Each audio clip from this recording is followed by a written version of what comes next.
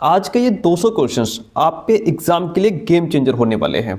अभी तक हम लोग 100 क्वेश्चंस का कलेक्शन कर रहे थे, लेकिन आज की क्लास में 200 क्वेश्चंस का एक कलेक्शन है, जिसमें कुछ क्वेश्चंस आपको नए मिलेंगे, कुछ पुराने मिलेंगे। तो इस तरीके का कॉम्बिनेशन किया गया है ताकि आपका रिवीजन हो और कुछ नए क्वेश्चंस भी आपको देखने को यहाँ पे मिले। हालांकि सारे क्वेश्चन ही PYQ के ही हैं, ठीक है। तो अगर आपने अच्छे से पढ़ाई की है तो कोई भी क्वेश्चन आपके लिए नया नहीं होगा, लेकिन हाँ, एक बार रिवीजन बहुत जरूरी है। हर प्रकार के क्वेश्चन का एक बार रिवीजन हो जाए वो आपके लिए बहुत बेहतर होगा, ठीक है। यहां से आपको एज इट इज कई क्वेश्चंस एग्जाम में छपे के छपे मिलेंगे, ओके। इसीलिए कह रहा हूं कि ये क्वेश्चंस आज के आपके लिए गेम चेंजर होने वाले पूरे 200 क्वेश्चंस का यहाँ पे कलेक्शन है। तो आइए, आपको पता है कि हम लोग सुपर फास्ट रिविजन करते हैं, ठीक है। कोई देरी नहीं, कोई टाइम वेस्ट नहीं। चलिए, पहला क्वेश्चन आपके सामने, बहुत बढ़िया। नीचे दिए गए कथनों पर विचार कीजिए, सही विकल्प चुनिए। विश्व का सबसे बड़ा रेगिस्तान एशिया में स्थित है। नहीं, विश्व का सबसे बड़ा अगर रेगिस्तान, गर्म रेगिस्तान की बात करें तो वो हमारा सहारा रेगिस्तान है, जो कि अफ्रीका में स्थित है, इसलिए ये ऑप्शन गलत हो जाएगा। विश्वत वृत्त एशिया से होकर नहीं गुजरता, क्योंकि विश्वत वृत्त एशिया के मुख्य भूभाग से नहीं, केवल दक्षिण पूर्व हिस्से से गुजरता है, इसलिए ये गलत हो जाएगा। एशिया तीसरा सबसे बड़ा महाद्वीप नहीं है भैया, एशिया विश्व का सबसे बड़ा महाद्वीप है, ये भी कट जाएगा। हाँ, ये बात सही है कि एशिया पूर्वी गोलार्ध में पड़ता है, इसलिए यहां पे केवल ऑप्शन डी सही हो जाएगा। केवल कथन जो डी है हमारा वो सही हो जाएगा। और नेक्स्ट क्वेश्चन आपके सामने, निम्न कथनों पर विचार करने के बाद सही विकल्प का चयन कीजिए। वायु की पतली परत पृथ्वी का अटूट भाग है। Very good. यह हमें ऐसी वायु प्रदान करती है जिससे हम लोग सांस लेते हैं, ठीक है। यह हम लोगों को सूर्य की कुछ हानिकारक किरणों से भी बचाती है। बहुत बढ़िया, तीनों ही पॉइंट हमारे सही है। ABC तीनों सही है, ABC तीनों ही पॉइंट्स हमारे राइट हो जाते हैं। अगला प्रश्न, बहुत बढ़िया। जब देखिए यहाँ कुछ क्वेश्चंस स्टार्टिंग में आपको लगेंगे कि पढ़े हुए हैं, ठीक है, लेकिन आगे कुछ क्वेश्चंस ऐसे हमने डाले हैं जो आपको थोड़ा सा दिमाग लगाने पर मजबूर कर देंगे। जब भ्रंशोत पर्वतों का निर्माण होता है तब क्या होता है? बहुत बड़ा भाग टूट जाता है, बहुत बड़ा भाग विस्थापित हो जाता है, बहुत बड़ा भाग एक ही समय में टूटता और विस्थापित होता है, या फिर भूमि का केवल छोटा सा भाग ही टूटता या विस्थापित होता है। क्या हो जाएगा राइट आंसर? बहुत बड़ा भाग एक ही समय में टूटता और विस्थापित हो जाता है। Option C is the right one in this question. यदि आप गोंपा, घास के मैदान व हिमनद देखना चाहते हैं तो आपको निम्नलिखित में से किस राज्य या केंद्र शासित प्रदेश की यात्रा करनी होगी? आपको क्या देखना है? गोंपा, घास के दौरान वह हिमनद देखना चाहते हैं आप, ठीक है। घास के मैदान होना चाहिए यहाँ पे। हिमाचल प्रदेश, जम्मू और कश्मीर, लद्दाख, असम, कहाँ की यात्रा करेंगे सर आप यहाँ पे यात्रा करने वाले हैं लद्दाख की। कहाँ की? लद्दाख की यात्रा करेंगे। चलिए, निम्न में से कौन सा देश सहारा रेगिस्तान में स्थित नहीं है? अल्जीरिया, माली, नाइजर, जाम्बिया। क्या हो जाएगा? रेगिस्तान, सहारा रेगिस्तान में जो स्थित नहीं है वह है जाम्बिया, क्योंकि जाम्बिया सहारा में नहीं, दक्षिण अफ्रीका में है सर। कहां है? दक्षिण अफ्रीका में। कोशिश करता हूं कि आज हम एक्सप्लेन बिल्कुल नहीं करेंगे, लेकिन जो इंपॉर्टेंट चीजें वो बताते चलेंगे। तो जाम्बिया कहां है? दक्षिण अफ्रीका में है, रेगिस्तान में स्थित नहीं है। बाकी ये तीनों ही रेगिस्तान में स्थित है, इसलिए ऑप्शन जो डी है वह आपका राइट हो जाएगा। आगे बढ़िए, 6 नंबर क्वेश्चन आपके सामने है। नाइट्रोजन वायुमंडल में सर्वाधिक पाई जाने वाली गैस है, लगभग 78%। बहुत बढ़िया, ठीक है। इसका बढ़ा हुआ आयतन पृथ्वी पर मौसम तथा जलवायु को प्रभावित करता है? नहीं, इस मौसम और जलवायु को प्रभावित नहीं करता, इसलिए बी गलत हो जाएगा हमारा। ए तो सही है, लेकिन बी ऑप्शन मौसम जलवायु को प्रभावित नहीं करता, ये ऑप्शन हमारा कट जाएगा। चलिए, लू निम्न में से किस प्रकार की पवन का उदाहरण है? मैंने खूब बार आपको स्थायी पवन, मौसमी पवन, स्थानीय, ध्रुवीय, सब पवनें पढ़ाई हैं, आपको खूब पढ़ाया है, ठीक है। आज नहीं बताएंगे। बताइए, लू किस प्रकार की पवन का उदाहरण है? लू हमारी स्थानीय पवनों के उदाहरण है। लू किसका है? स्थानीय पवन का उदाहरण है, ठीक है। पर्वतीय क्षेत्रों में बहुत ही कम लोग निवास करते हैं। जी बिल्कुल, कोई शक नहीं है इसमें। तीव्र ढाल वाले पर्वतीय क्षेत्र बसने के लिए प्रतिकूल हैं, ये भी बात ठीक है। अनुकूल नहीं है, प्रतिकूल है ना। बहुत तीव्र ढाल होती है, लोगों को रहने में दिक्कत होती है। चलिए, कोई बात नहीं, ए और आर दोनों सही हैं। आर ए की सही व्याख्या कर रहा है, क्योंकि ये बसने के लिए प्रतिकूल होते हैं, इसीलिए पर्वतीय क्षेत्रों में लोग कम निवास करते हैं। चलिए ऑप्शन फर्स्ट राइट हो गया भाई। निम्न में से कौन सा खनिज काला सोना कहा जाता है? पेट्रोलियम, कोयला, प्राकृतिक गैस, मैंगनीज। किसको काला सोना कहते हैं सर? पेट्रोलियम को काला सोना कहा जाता है। किसको? पेट्रोलियम को काला सोना कहा जाता है। निम्न में से किस उद्योग को आधुनिक उद्योगों का मेरुदंड कहा जाता है? इस्पात व स्टील उद्योग, सूती वस्त्र उद्योग, रसायन उद्योग, ऑटोमोबाइल उद्योग। किसको मेरुदंड कहा जाता है भाई?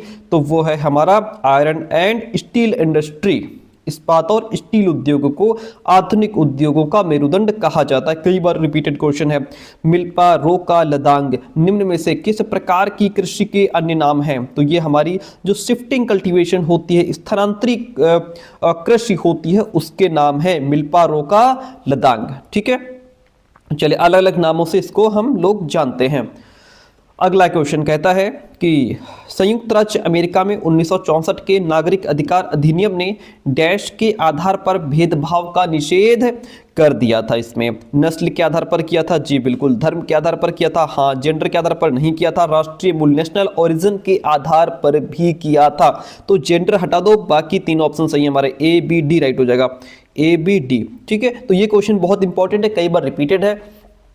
संयुक्त राज्य अमेरिका में 1964 के नागरिक अधिकार अधिनियम ने नस्ल, धर्म और राष्ट्रीय मूल के आधार पर भेदभाव का निषेध कर दिया था। ठीक है, ऑप्शन बी यहां पे हमारा राइट हो जाएगा। आगे बढ़ते हैं। कहता है कि निम्न में से कौन सा कारण जीविकोपार्जन को असुरक्षित बना देता है? सिंचाई के लिए मानसून पर निर्भरता? जी हाँ, क्योंकि सिंचाई पर किसान हमारे यहाँ मानसून पर डिपेंड रहते हैं, जो कि उनकी जो जीविकोपार्जन है उसको असुरक्षित बनाते हैं, समस्या खड़ी होती है। ठीक है, उत्पादन को ग्रामीण सहकारिताओं में बेचना, ये जीविकोपार्जन को प्रभावित नहीं करता। कीट हमले में फसलों का नष्ट हो जाना, ये भी जो है इसमें एक बड़ा भूमिका निभाता है। साहूकारों से कर्ज उठाना भी क्या है? जीविकोपार्जन को असुरक्षित बना देते हैं। तो इसमें बी को हटा दो, ए सी डी राइट हो जाएगा आपका। क्या हो जाएगा? ए सी डी ऑप्शन जो है वहाँ राइट हो जाएगा। इतनी बात हो जाती है क्लियर। हम आगे बढ़ जाते हैं। निम्न में से कौन सा पंचायत की आमदनी का स्रोत नहीं है? हम लोगों ने सिविक्स में जो हमारी पॉलिटिकल साइंस है उसमें हम लोगों ने इस चीज़ को पढ़ा था कि कौन कौन से पंचायत की आमदनी के स्रोत होते हैं। चलिए, घरों एवं बाजारों पर लगाए जाने वाले कर, क्या ये पंचायत की आमदनी का स्रोत नहीं है? समुदाय के काम के लिए मिलने वाला दान, ठीक है। विभिन्न सरकारी विभागों द्वारा चलाई गई योजनाओं की राशि, पंचायत सचिव की निजी संपत्ति पर किराया, ये सभी चीज़ें पंचायत की आमदनी का स्रोत हैं। लेकिन घरों और बाजारों पर लगाए जाने वाला जो टैक्स है वो पंचायत की आमदनी का स्रोत नहीं है। इसलिए हम यहाँ पे ऑप्शन फर्स्ट के साथ में चले जाएंगे। नगर निगम के चुनाव के उद्देश्य से गठित किए गए क्षेत्रीय निर्वाचन क्षेत्रों को वार्ड खंड के रूप में जाना जाता है। किसके रूप में सर? वार्ड्स के नाम से जाना जाता है, वार्ड खंड के रूप में जाना जाता है। मौसमी बेरोजगारी निम्नलिखित में से किस प्रक्रिया के साथ जोड़ी जा सकती है? मौसमी बेरोजगारी मतलब कि आपने फसल बो दी और एक मौसम के बाद जो है कि जब फसल तैयार हो गई, ठीक है, अब जैसे आपने धान लगा दिया, उसके बाद क्या है कि कुछ समय के लिए धान को उसमें कुछ नहीं करना होता है, फिर लास्ट में बस केवल कटाई होती है, तो वहाँ पे वो मौसमी बेरोजगारी हो गई कि मौसम के हिसाब से आपको बेरोजगार हो गए आप। ठीक है, खेती से जोड़ा जा सकता है, दुग्ध सहकारिता से, कॉल सेंटर से, या फिर चीनी मिट्टी के बर्तन बनाना। सिंपल सी बात है, ये हमारा खेती से जुड़ा हुआ है। जो मौसमी बेरोजगारी है किससे जुड़ती है? ये हमारी फार्मिंग से जुड़ती है, खेती से जुड़ती है। ठीक है, बाकी चीजें चलती रहती है परमानेंट। एक लोकतांत्रिक सरकार का आधारभूत सूचक है डैश का होना और या फिर लागू करना। क्या है भाई? देखिएगा, एक लोकतांत्रिक सरकार का आधारभूत सूचक प्रतिनिधित्व की आनुपातिक व्यवस्था का होना, सार्वभौमिक वयस्क मताधिकार होना, first past the post system, या फिर क्षेत्रीय प्रतिनिधित्व। तो एक लोकतांत्रिक सरकार का आधारभूत सूचक उसका यूनिवर्सल अडल्ट फ्रेंचाइज है, सार्वभौमिक वयस्क मताधिकार है। ऑप्शन बी यहाँ पे राइट हो जाएगा। आगे बढ़ते हैं। कहता है कि हिंदू उत्तराधिकार अधिनियम में वर्ष 2005 में हुए बदलाव महिलाओं को किस तरह लाभान्वित करते हैं? यह महिलाओं को माता पिता की संपत्ति में बराबर का हिस्सा दिलाते हैं। क्या करते हैं? महिलाओं को पेरेंट्स की जो भी संपत्ति है उसमें बराबर की हिस्सेदारी दिलवाते हैं। हैं। ऑप्शन फर्स्ट यहाँ पे हमारा राइट हो जाएगा। क्वेश्चन नंबर 19 से आपके सामने कहता है, जब विकासात्मक गतिविधियों के कारण आदिवासी समूह को उनकी भूमि से विस्थापित किया जाता है तो परिणाम स्वरूप वे अपना अधिकार खो देते हैं। यानी कि विकासात्मक गतिविधियां, मान लीजिए कहीं पर कोई फैक्ट्री लगनी है, सड़क वहां से रोड कोई बननी है, उद्योग धंधे स्थापित होने हैं, उसकी वजह से जो आदिवासी समूह वहां पे बसे हुए हैं उनको अपनी भूमि से विस्थापित किया जाता है। तो उसका रिजल्ट ये होता है कि बेचारे अपने रीति रिवाज खो देते हैं, क्योंकि अलग अलग थलग हो जाते हैं ना, आय और आजीविका के साधन खो देते हैं, जंगल में प्रवेश के स्रोत खो देते हैं।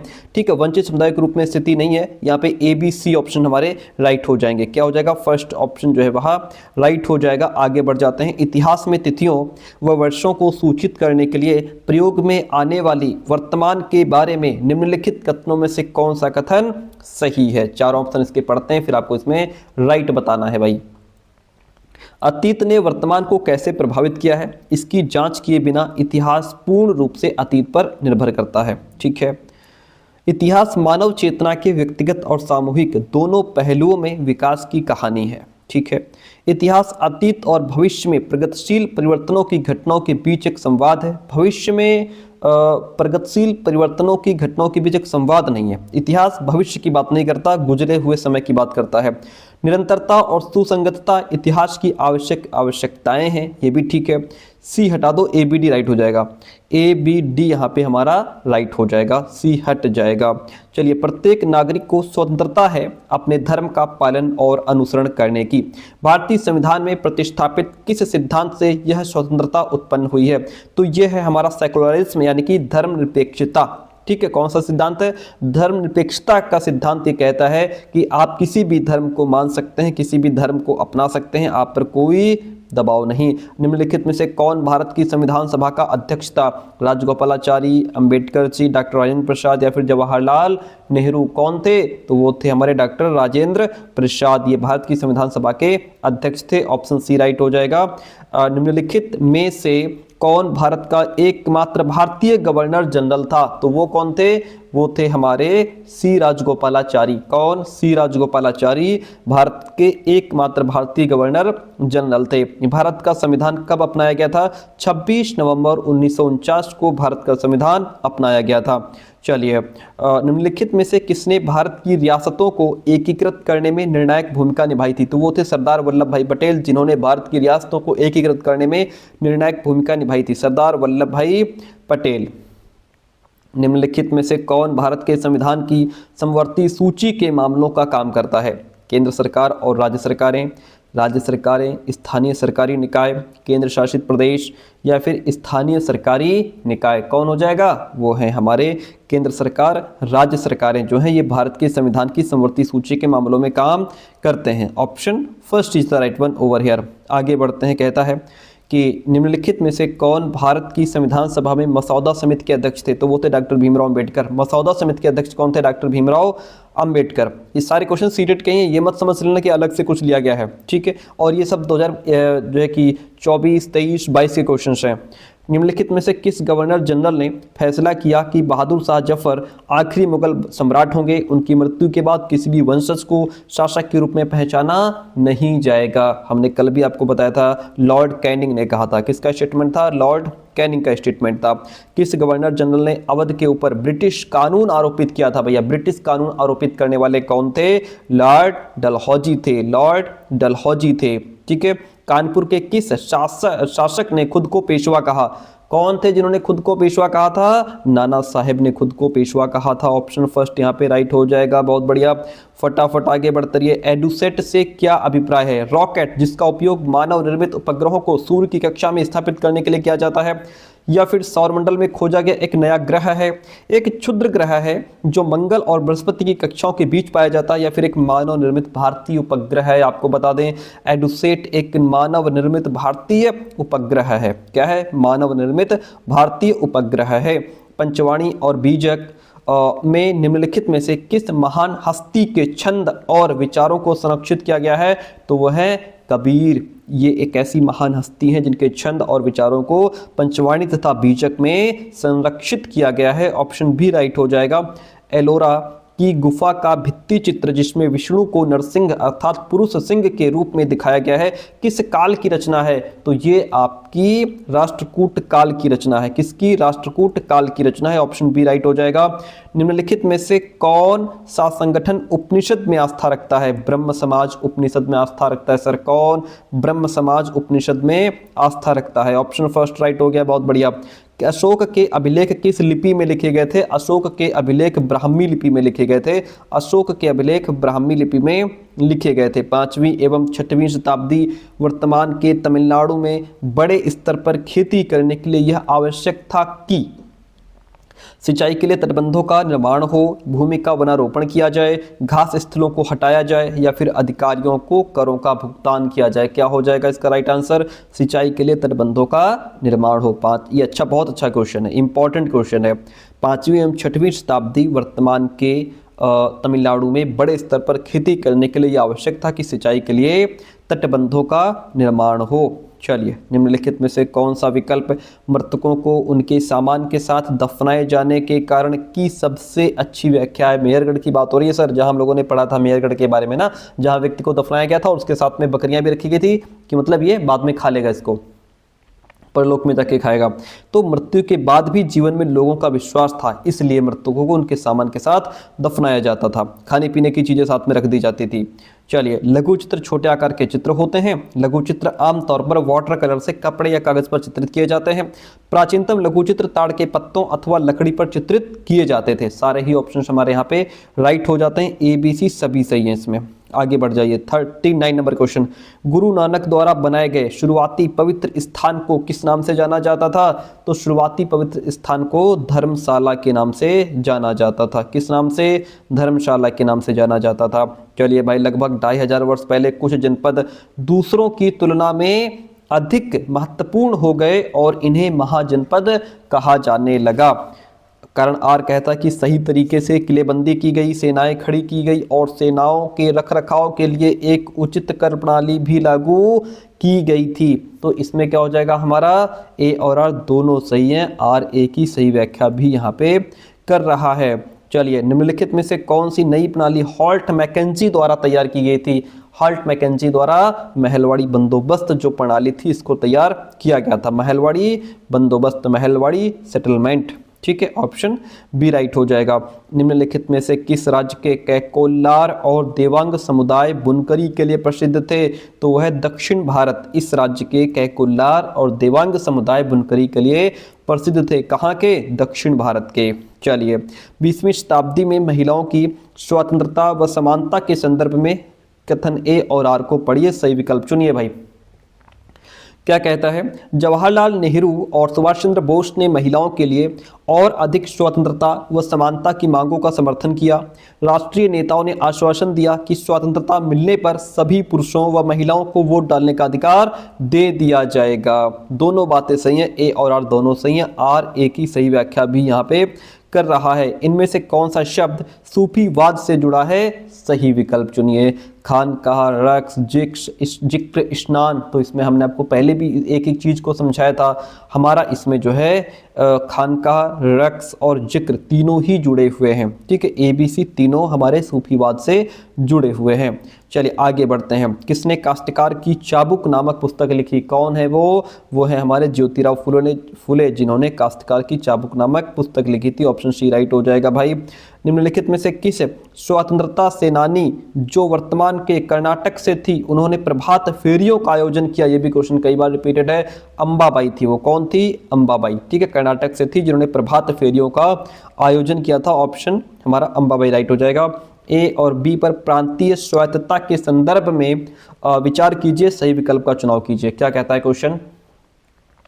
कहता है कि सरकार ने ऐलान किया कि 1937 में प्रांतीय विधायिकाओं के लिए चुनाव कराए जाएंगे। ठीक है, इन चुनावों के परिणाम आने पर 11 में से 7 प्रांतों में कांग्रेस की सरकार बनी थी। ऑप्शन ए और बी दोनों ठीक हो जाते हैं। चलिए, निम्न में से कौन सा या कौन से कथन भारतीय संविधान के बारे में सही आपको सही है वो आपको बताना है। इस भारतीय संविधान 26 जनवरी 1950 को लागू हुआ, ठीक है। इसमें सार्वभौमिक वयस्क मताधिकार को लिया गया और सभी भारतीय जो 18 वर्ष से अधिक आयु के हैं उनको वोट का अधिकार दिया गया। नहीं, जिस समय संविधान लागू हुआ वोट डालने की उम्र 21 वर्ष थी। कितनी? 21 वर्ष, इसलिए ये हट जाएगा।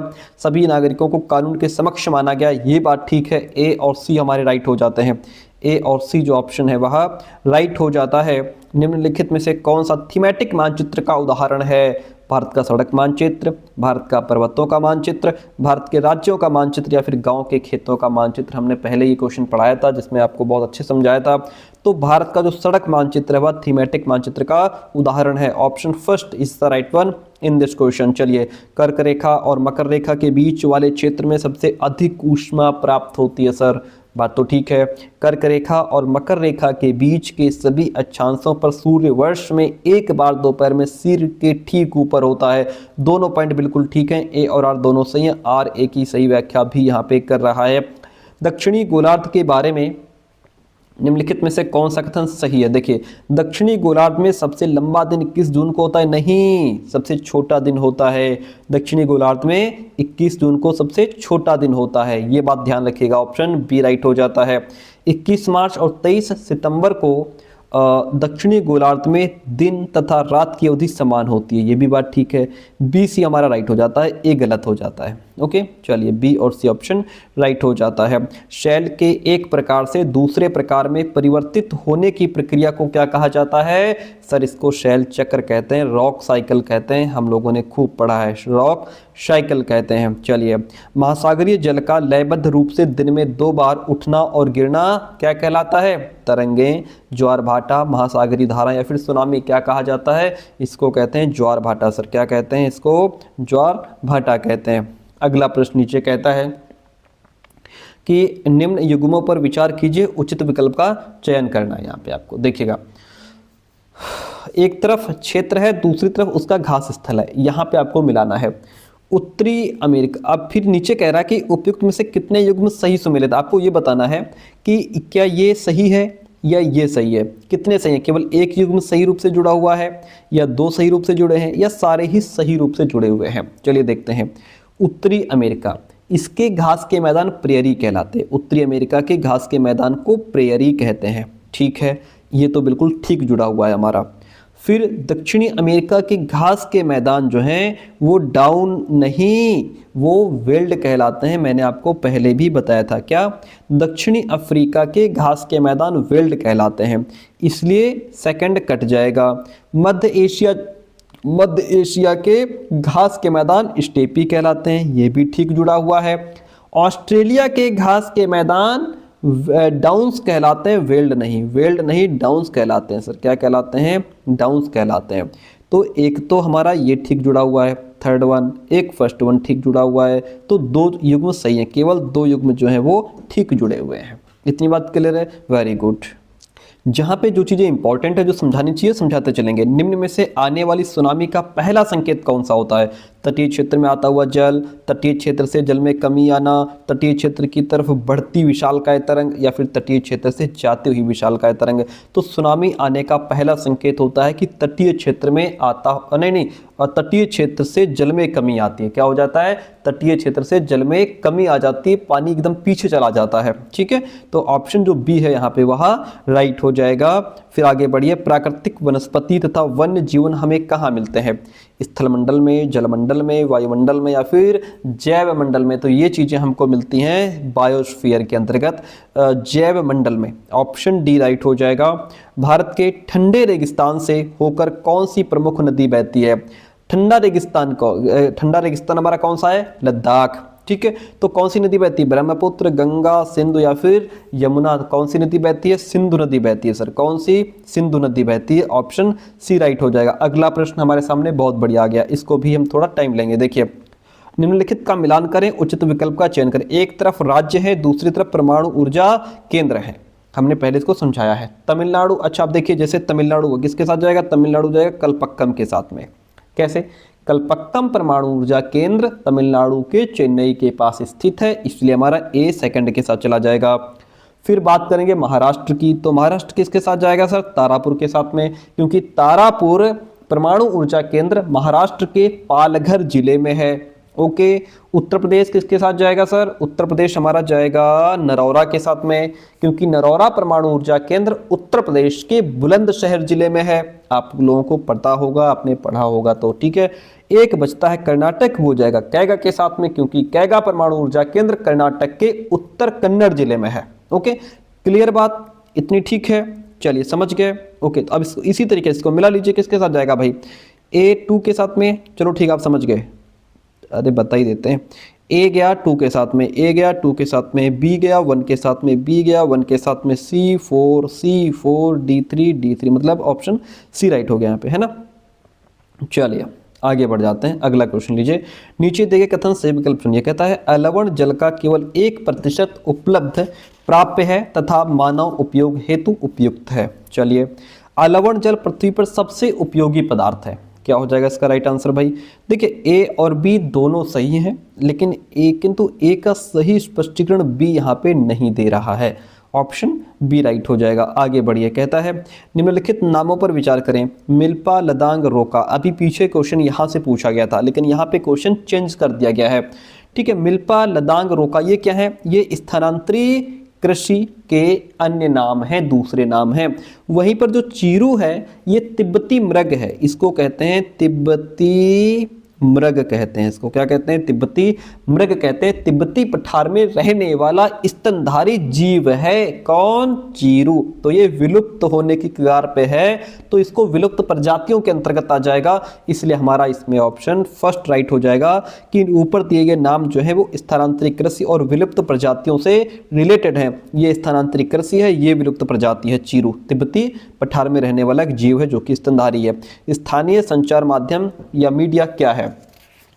चलिए, कहता है कि राज्य समूहों द्वारा दूर दराज के क्षेत्रों के लोगों के स्थानीय मुद्दों को कवर करने के उद्देश्य से चलाया जाने वाला संचार माध्यम है, या फिर ये राष्ट्रीय समूहों द्वारा दूर दराज के क्षेत्रों के लोगों के स्थानीय मुद्दों को कवर करने के उद्देश्य से चलाया जाने वाला संचार माध्यम।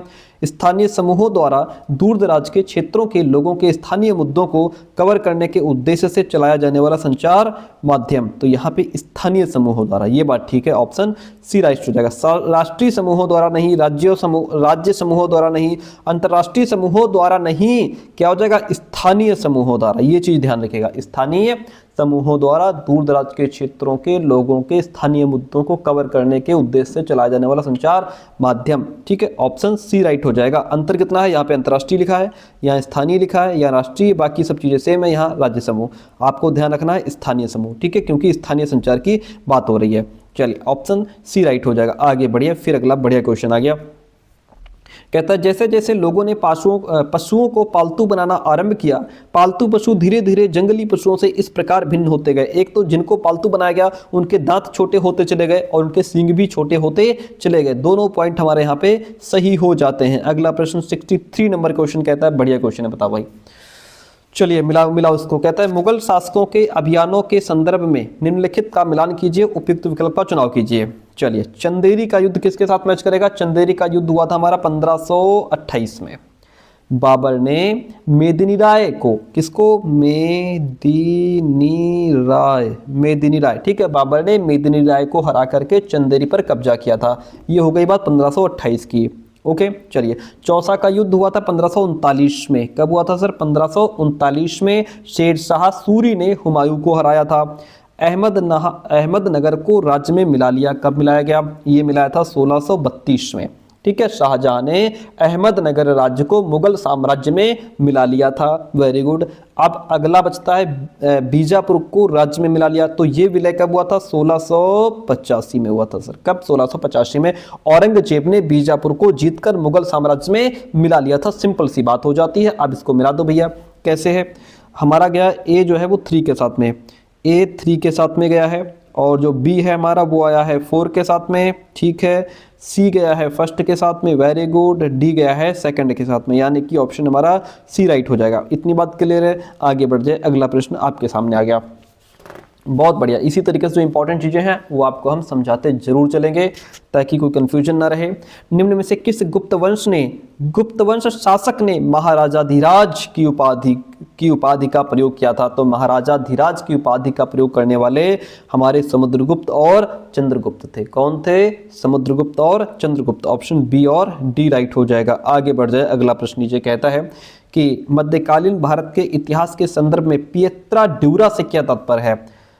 यह एक प्रकार के कपड़े की जटिल डिजाइन थी जो मुगलों के अधीन दक्कन और आसपास के इलाकों में लोकप्रिय थी, या फिर यह उत्कीर्णित संगमरमर अथवा बलुआ पत्थर पर रंगीन कठोर पत्थरों को दबाकर बनाए गए सुंदर अलंकृत नमूने थे। मुगल विवाह की रस्मों के दौरान बजाए जाने वाले वाद्य यंत्रों की एक किस्म थी, या फिर एक प्रकार की रंगीन चित्र जो ईरान से मुगल दरबार में लाया गया था। क्या हो जाएगा इसका राइट आंसर? यह उत्कीर्णित संगमरमर अथवा बलुआ पत्थर पर रंगीन कठोर पत्थरों को दबाकर बनाए गए सुंदर और अलंकृत नमूने थे, पियत्रा ड्यूरा। ऑप्शन बी यहाँ पे राइट हो जाएगा। आगे बढ़िए, निम्नलिखित कथनों को पढ़िए। कहता है आर्यभट्ट ने लिखा कि दिन और रात पृथ्वी के अपनी धुरी पर चक्कर काटने की वजह से होते हैं। कोई शक नहीं है इसमें, ठीक है। आर्यभट्ट ने ग्रहण के बारे में वैज्ञानिक तर्क दिया था। ऑप्शन यहाँ पे ए और बी दोनों ही सही हो जाते हैं। अगला प्रश्न कहता है इनमें से कौन सही रूप से मिला हुआ नहीं है? मणिग्रामम और नानादेशी ये व्यापार संघ थे, ठीक है, मान लेते हैं आपकी बात। शिकस्ते व नस्तलिक लेखन की शैली है, ये भी बात ठीक है। वेट्टी और कदमाई भूमि की श्रेणियां हैं, नहीं, वेट्टी और कदमाई भूमि की श्रेणियां नहीं हैं, क्योंकि वेट्टी जो है वो एक प्रकार का कर है, एक प्रकार का टैक्स है जो नगद की बजाय जबरन श्रम के रूप में लिया जाता था, यानी कि जबरन श्रम था ये वेट्टी क्या था? ये एक प्रकार का जो है ये एक टैक्स था जो नगद नहीं लिया जाता था, जबरन श्रम के रूप में लिया जाता था। कदमाई जो है ये भू राजस्व था। क्या था? कदमाई जो है ये भू राजस्व था, ये भूमि की श्रेणियां नहीं है, काट दो इसको। मुवेनदार और अरैयार उपाधियां हैं, ठीक है, ये भी हम लोगों ने पढ़ा है। कई धनी भूस्वामियों को चोल राजाओं ने सम्मान के रूप में मुवेंदार या मुवेंद वेलन, जिसका मतलब होता है 3 राजाओं को अपनी सेवाएं प्रदान करने वाला वेलन यानी कि किसान, उसको कहा गया मुवेंद वेलन या मुवेंदवार, ठीक है। और अरैयार जो है, इस अरैयार का मतलब होता था प्रधान, अरैयार मतलब प्रधान। ये ऐसी उपाधियां दी गई थी, ये दोनों ही क्या है? उपाधियां हैं। ये भी ठीक है, ये भी ठीक है, ये भी ठीक है, ये गलत लिख दिया इन्होंने, इसलिए ऑप्शन सी यहाँ पे सही सुमेलित नहीं है। आगे बढ़ जाते हैं, चलिए अगला प्रश्न कहता है हमसे कि ग्रीनविच पर स्थित प्रमुख याम्योत्तर पर सूर्य जिस समय आकाश के सबसे ऊंचे बिंदु पर होगा उस समय याम्योत्तर पर स्थित सभी स्थानों पर क्या होगा? उस समय सभी स्थानों पर क्या हो जाएगा भाई? हो जाएगा दोपहर, मिड डे। क्या होगा? दोपहर हो जाएगी। ऑप्शन सी यहाँ पे राइट हो जाता है। अगला क्वेश्चन कहता है 19वीं शताब्दी के भारत में सिंह सभाओं का गठन क्यों हुआ? अंग्रेजी सरकार के विरुद्ध लड़ाई के लिए हुआ? नहीं। सिखों में प्रचलित अंधविश्वासों से छुटकारा पाने के लिए हुआ? जी हाँ। जाति प्रतिष्ठा और भेदभाव की प्रथाओं को समाप्त करने के लिए किया गया? जी। सिखों में शिक्षा को प्रोत्साहित करने के लिए किया गया? ये भी बात ठीक है हमारी, मतलब यहाँ पे बी सी डी ऑप्शन हमारे राइट हो जाते हैं। बहुत बढ़िया। सिंह सभाओं का आंदोलन जो है एक बार पढ़ लीजिए, यहाँ से क्वेश्चन खूब आता है। सिखों की सुधारवादी संगठन के रूप में सिंह सभाओं की स्थापना 1873 में अमृतसर में हुई थी। Point to be noted milord, ठीक है। सिंह सभाओं की स्थापना 1873 में अमृतसर में हुई थी। बाद में 1879 में लाहौर में भी सिंह सभा का गठन किया गया। ध्यान रखिएगा, लाहौर में अगर गठन पूछे तो 1879, अमृतसर में पूछे तो 1873। ओके। इन सभाओं ने सिख धर्म को अंधविश्वासों, जातीय भेदभाव और ऐसे आचरण जिसे वे गैर सिख समझती थी उनसे मुक्त कराने का इसमें प्रयास किया गया। उन्होंने सिखों को शिक्षा के लिए प्रोत्साहित किया। इसमें डी ऑप्शन हमारा पूछ रहा था ना, वही है। सिखों को शिक्षा के लिए प्रोत्साहित किया, जिसमें अक्षर आधुनिक ज्ञान के साथ साथ सिख धर्म के सिद्धांतों को भी पढ़ाया जाता था, ठीक है। तो इस तरीके से सिंह सभा आंदोलन को हमने समझ लिया। आगे बढ़ जाइए। अगला प्रश्न हमसे कहता है कि भारत में प्रारंभिक 20वीं शताब्दी में धर्म के आधार पर अधिकार जमाने, आधिपत्य स्थापित करने की निम्नलिखित में से कौन सा आंदोलन आलोचना करता है? सर कौन सा आंदोलन? सत्यशोधक समाज, स्वाभिमान आंदोलन, आर्य समाज या ब्रह्म समाज? तो वो है हमारा स्वाभिमान आंदोलन, सेल्फ रिस्पेक्ट मूवमेंट था सर। वो कौन सा? सेल्फ रिस्पेक्ट मूवमेंट था। इल्बर्ट बिल के संदर्भ में निम्नलिखित में से कौन सा कथन सही नहीं है? बताइए कौन सा सही नहीं है भाई? देखिएगा, इस विधेयक में प्रावधान किया गया था कि भारतीय न्यायाधीश भी ब्रिटिश या यूरोपीय व्यक्तियों पर मुकदमे चला सकते हैं। बिल्कुल ठीक बात। इस विधेयक में प्रावधान किया गया था कि भारतीय न्यायाधीश ब्रिटिश या यूरोपीय व्यक्तियों पर मुकदमे नहीं चला सकते। ये बात गलत है। बिल भारतीय या ब्रिटिश न्यायाधीशों के बीच समानता स्थापित करता था। ठीक। भारत में काम कर रहे अंग्रेजों ने सरकार से इस बिल को लाने की मांग की थी। ये भी बात ठीक है। गलत क्या हो जाएगा? गलत हमारा इसमें ऑप्शन बी हो जाएगा। ये सही नहीं है। अगला प्रश्न लीजिए। कौन सा विद्रोह कब हुआ बताना है। भारत के स्वतंत्रता आंदोलन के संदर्भ में निम्नलिखित का सुमेल कीजिए और उपयुक्त विकल्प का चुनाव कीजिए। कोल विद्रोह कब हुआ सर? कोल विद्रोह हमारा 1831-32 में हुआ। ठीक है। संथाल विद्रोह की बात करें तो 1855 में हुआ। बस्तर विद्रोह की बात करें तो 1910 में हुआ। वर्ली विद्रोह की बात करें तो 1940 में हुआ। इस तरीके से इसको मिला दो। ठीक है। यानी कि ए गया 4 के साथ में, A4 यहाँ भी है, A4 यहाँ भी है। फिर हमारा जो बी था वो गया ऑप्शन 3 के साथ में, B3 हो गया। ठीक है। सी गया हमारा फर्स्ट के साथ में, वेरी गुड। डी गया हमारा 2 के साथ में, वेरी गुड। यानी कि ऑप्शन जो फर्स्ट है वहाँ राइट हो जाएगा। ध्यान रखिएगा, यहाँ से क्वेश्चन पूछा जाता है। निम्न में से कौन सा मानचित्र वनस्पति के वितरण को दर्शाता है? थीमेटिक मानचित्र वनस्पति के वितरण को दर्शाता है। चलिए, कहता है कि 74 नंबर क्वेश्चन, 21 जून को उत्तर अयनांत होता है। चलो ठीक है, मान लिया आपकी बात कि 21 जून को उत्तर अयनांत होता है तथा मकर रेखा पर सूर्य की किरणें सीधी पड़ती हैं। नहीं, ये बात गलत है। 21 जून को उत्तर अयनांत होता है, इतनी बात ठीक है। ये बात बिल्कुल ठीक है। मकर रेखा पर सूर्य की किरणें सीधी पड़ती हैं, ये बात बिल्कुल गलत है, क्योंकि सूर्य की किरणें कर्क रेखा पर सीधी पड़ती हैं। यहाँ पे सूर्य की किरणें कर्क रेखा पर, यहाँ पे अगर कर्क लिखा होता तो ये ऑप्शन राइट हो जाता, लेकिन मकर की वजह से क्वेश्चन हमारा पॉइंट कट गया हमारा। ठीक है। दक्षिण अयनांत 22 जनवरी को होता है। 22 जनवरी को होता है? नहीं, दक्षिण अयनांत तो हमारा 22 दिसंबर को होता है सर। कब होता है? 22 दिसंबर को होता है। ये भी पॉइंट हमारा गलत है। ठीक है, 22 जनवरी को नहीं होता, 22 दिसंबर को होता है। ये भी कट जाएगा।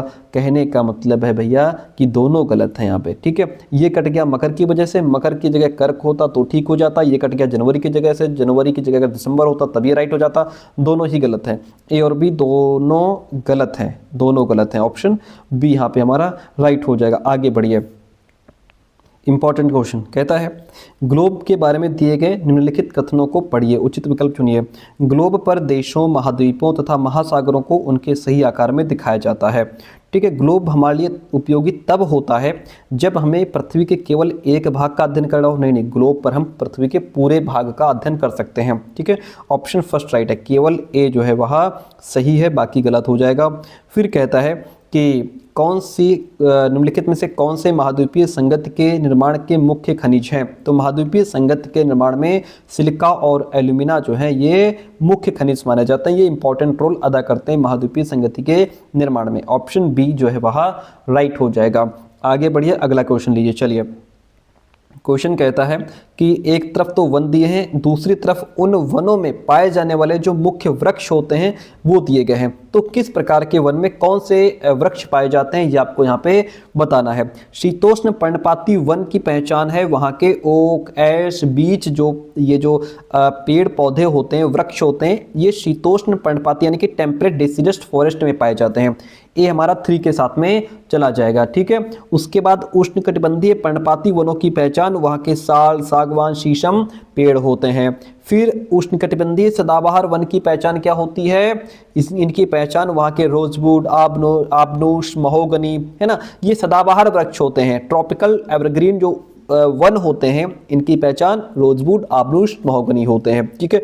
इसके बाद शीतोष्ण सदाबहार बचा हमारा, ये किसके साथ जाएगा? जो हमारा एक बचा चीड़, बांस, ओक, पाइन, यूकेलिप्टस, है ना, ये जो पेड़ होते हैं, वृक्ष, ये शीतोष्ण सदाबहार वन की पहचान होते हैं। इसलिए इसमें हमारा कौन किसके साथ चला गया?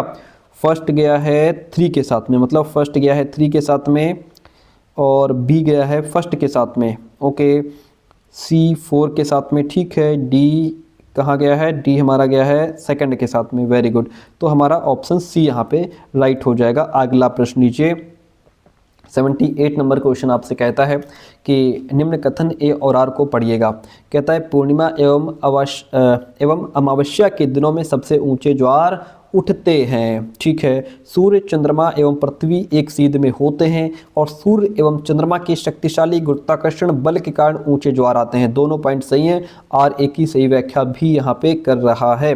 ठीक है, 79 नंबर क्वेश्चन, किस प्रकार की ग्रामीण बस्तियों में घर पास पास होते हैं? तो जो कॉम्पैक्ट बस्ती होती है, सघन बस्ती होती है, घनी बस्ती होती है, उसमें घर पास पास होते हैं। ऑप्शन डी राइट हो जाएगा। पलवारने यानी कि मल्चिंग का क्या महत्व होता है? मल्चिंग मतलब मृदा की नमी बनाए रखने में सहायक होती है। It helps in retaining soil moisture. ठीक है, मृदा की नमी बनाए रखने में सहायक है मल्चिंग।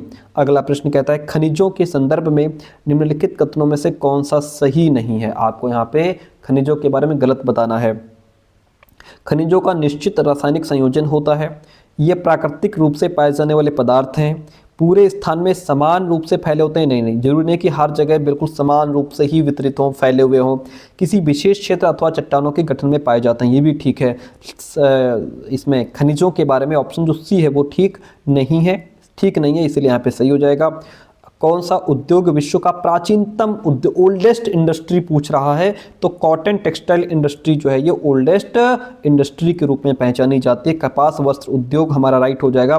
पद, राज्य और सरकार का अंतर बदल नहीं किया जा सकता, बात तो ठीक लिखी है भाई कि इसका अंतर बदल नहीं किया जा सकता। सरकार कानूनों के प्रबंधन और उन्हें लागू करने के लिए उत्तरदायी है, जबकि राज्य एक ऐसी राजनीतिक संस्था है जो उन प्रभुत्व संपन्न लोगों का प्रतिनिधित्व करता है जिन्होंने एक निश्चित क्षेत्र पर अधिकार रखा है। दोनों ही ऑप्शन हमारे सही हैं, ए और बी दोनों ही राइट हो जाते हैं। अगला प्रश्न नीचे, केरल और लद्दाख की भौगोलिक विशेषताएं भिन्न हैं, किंतु उनका इतिहास समान सांस्कृतिक प्रभावों का साक्षी रहा है। Very good. इतिहास तथा भूगोल अक्सर क्षेत्र विशेष के सांस्कृतिक जीवन से बंधे होते हैं। दोनों पॉइंट सही हैं और एक ही सही व्याख्या भी यहाँ पे कर रहा है। अगला प्रश्न ये कहता है कि नए कृषि बिलों के खिलाफ किसानों के संघर्ष, जिसे केंद्र की सरकार ने 2021 में वापस ले लिया था, उसके संदर्भ में निम्न कथनों को आपको पढ़ना है। कहता है कि लोकतांत्रिक सरकार संरचना में लोग विरोध प्रदर्शन करते हैं और अपनी असहमति दिखाते हैं। चलिए, सरकार को अपना डिसीजन बदलना पड़ा क्योंकि वह आम जनता के प्रति जिम्मेदार है, बात बिल्कुल ठीक है। ए और बी दोनों ही ऑप्शन हमारे सही हो जाते हैं। खेतीहर मजदूरों को कम मजदूरी पर काम करना पड़ता है, ठीक। ये मजदूर साल भर कमाई नहीं कर पाते। खेतीहर मजदूर होते हैं जिसमें एक विशेष मौसम में खेतों में काम नहीं होता और वो क्या हो जाते हैं, जो है कि उनके पास काम नहीं होता, ठीक है। तो यहाँ पे हमारा ऑप्शन क्या राइट हो जाएगा? इसमें ए तो सही है लेकिन आर गलत हो जाएगा। ए सही है लेकिन आर गलत हो जाएगा। उनको साल भर कमाई का मौका नहीं मिलता। कौन सा विकल्प स्वरोजगार का एक उदाहरण है? कौन है इसमें जो अपना खुद का काम कर रहा है? जमींदार के घर काम करते हुए खेतीहर मजदूर है वो, उसका कोई स्वरोजगार नहीं है। आंगनवाड़ी कर्मी का खुद का रोजगार नहीं है। गांव के एक विद्यालय की शिक्षिका जो कि वो तो एक वेतनभोगी कर्मचारी है, खुद का रोजगार नहीं है। शहर के बाजार में मछली बेचती एक महिला, उसका खुद का रोजगार है। क्या है? खुद का रोजगार है, ठीक है। चलिए, जनमत को प्रभावित करने के लिए संचार माध्यम द्वारा मसौदा तय किया जाना, ठीक है। संचार माध्यम के व्यावसायिक घरानों से निकट संबंध है, ये बात तो बिल्कुल ठीक है कि मतलब जो संचार माध्यम जो हमारी मीडिया है वो जो बड़े बड़े अमीर लोग हैं उनसे उनके निकट संबंध होते हैं, इसलिए उनके अपोजिट वो बोल भी नहीं पाते, मुंह बंद हो जाता है ना मीडिया वालों का। तो यहाँ पे ऑप्शन ए सही है, लेकिन इसमें हमारा क्या हो जाएगा? ए और आर दोनों सही हैं, ठीक है। आर एक ही सही व्याख्या नहीं है, ये एक्सप्लेन तो नहीं कर रहा है लेकिन ऑप्शन दोनों ठीक है। ओके, ऑप्शन बी राइट हो जाएगा। चलिए, अगला प्रश्न, निम्न में से संविधान की प्रस्तावना में पाए जाने वाले कौन से सिद्धांत वैमनस्य और सांप्रदायिकता को हतोत्साहित करते हैं? समानता, भाईचारा, स्वतंत्रता या फिर प्रजातांत्रिक? कौन कह रहा है कि कौन से सिद्धांत वैमनस्य और सांप्रदायिकता को हतोत्साहित कर रहे हैं? तो वो है भाईचारा। क्या है? भाईचारा। ऑप्शन हमारा यहाँ पे बी राइट हो जाएगा, जिसको हम फ्रेटर्निटी भी कहते हैं। सभी में धर्मनिरपेक्षता का सिद्धांत दर्शाता है। सभी धर्म समान प्रतिष्ठा पाते हैं। राज्य भारतीय नागरिकों के सांस्कृतिक एवं धार्मिक जीवन को नियंत्रित कर सकता है। अल्पसंख्यकों के अधिकारों की सुरक्षा। क्या हो जाएगा? ए बी सी तीनों पॉइंट हमारे यहाँ पे सही हो जाते हैं। किस मौलिक अधिकार के तहत किसी नागरिक को कम मेहनताने पर काम करने या बंधुआ मजदूर के तौर पर काम करने के या बंधुआ मजदूर के तौर पर काम करने के लिए मजबूर नहीं किया जा सकता। ये क्या है? ये राइट टू फ्रीडम है, राइट टू इक्वलिटी है, राइट टू अगेंस्ट एक्सप्लॉइटेशन है, या फिर राइट ऑफ कॉन्स्टिट्यूशनल रेमेडीज है? क्या कहा जाएगा इसको? ये उसका जो है शोषण के विरुद्ध अधिकार है, राइट टू अगेंस्ट एक्सप्लॉइटेशन है, जिसके अधिकार के तहत आप किसी से बंधुआ मजदूरी नहीं करा सकते। ठीक है, आप उसको काम करने के लिए मजबूर नहीं कर सकते। सामाजिक हास्याकरण के संदर्भ में गेटोइजेशन एक ऐसी परिस्थिति है जहां एक क्षेत्र या समुदाय में एक विशेष समुदाय के सदस्यों की बहुत ज़्यादा आबादी होती है। यह किसके कारण संभव हो पाता है? चलिए ये हमको बताना है। एक तो विभिन्न सामाजिक, सांस्कृतिक, आर्थिक कारण की वजह से, और बेहतर या अच्छे नौकरी के अवसर और दाम्पत्य साथी के लिए। चलो देखते हैं इसको। हालांकि दाम्पत्य साथी के लिए ऑप्शन राइट नहीं होना चाहिए। आकस्मिक स्थितियों जैसे भय या विद्वेष के कारण भी ऐसा हो जाता है। समुदाय के रूप में अधिक सुरक्षित महसूस करना, ये बात ठीक है। यहाँ पे ये बेहतर या अच्छे नौकरी के अवसर और दाम्पत्य साथी के लिए ऑप्शन हटा दो।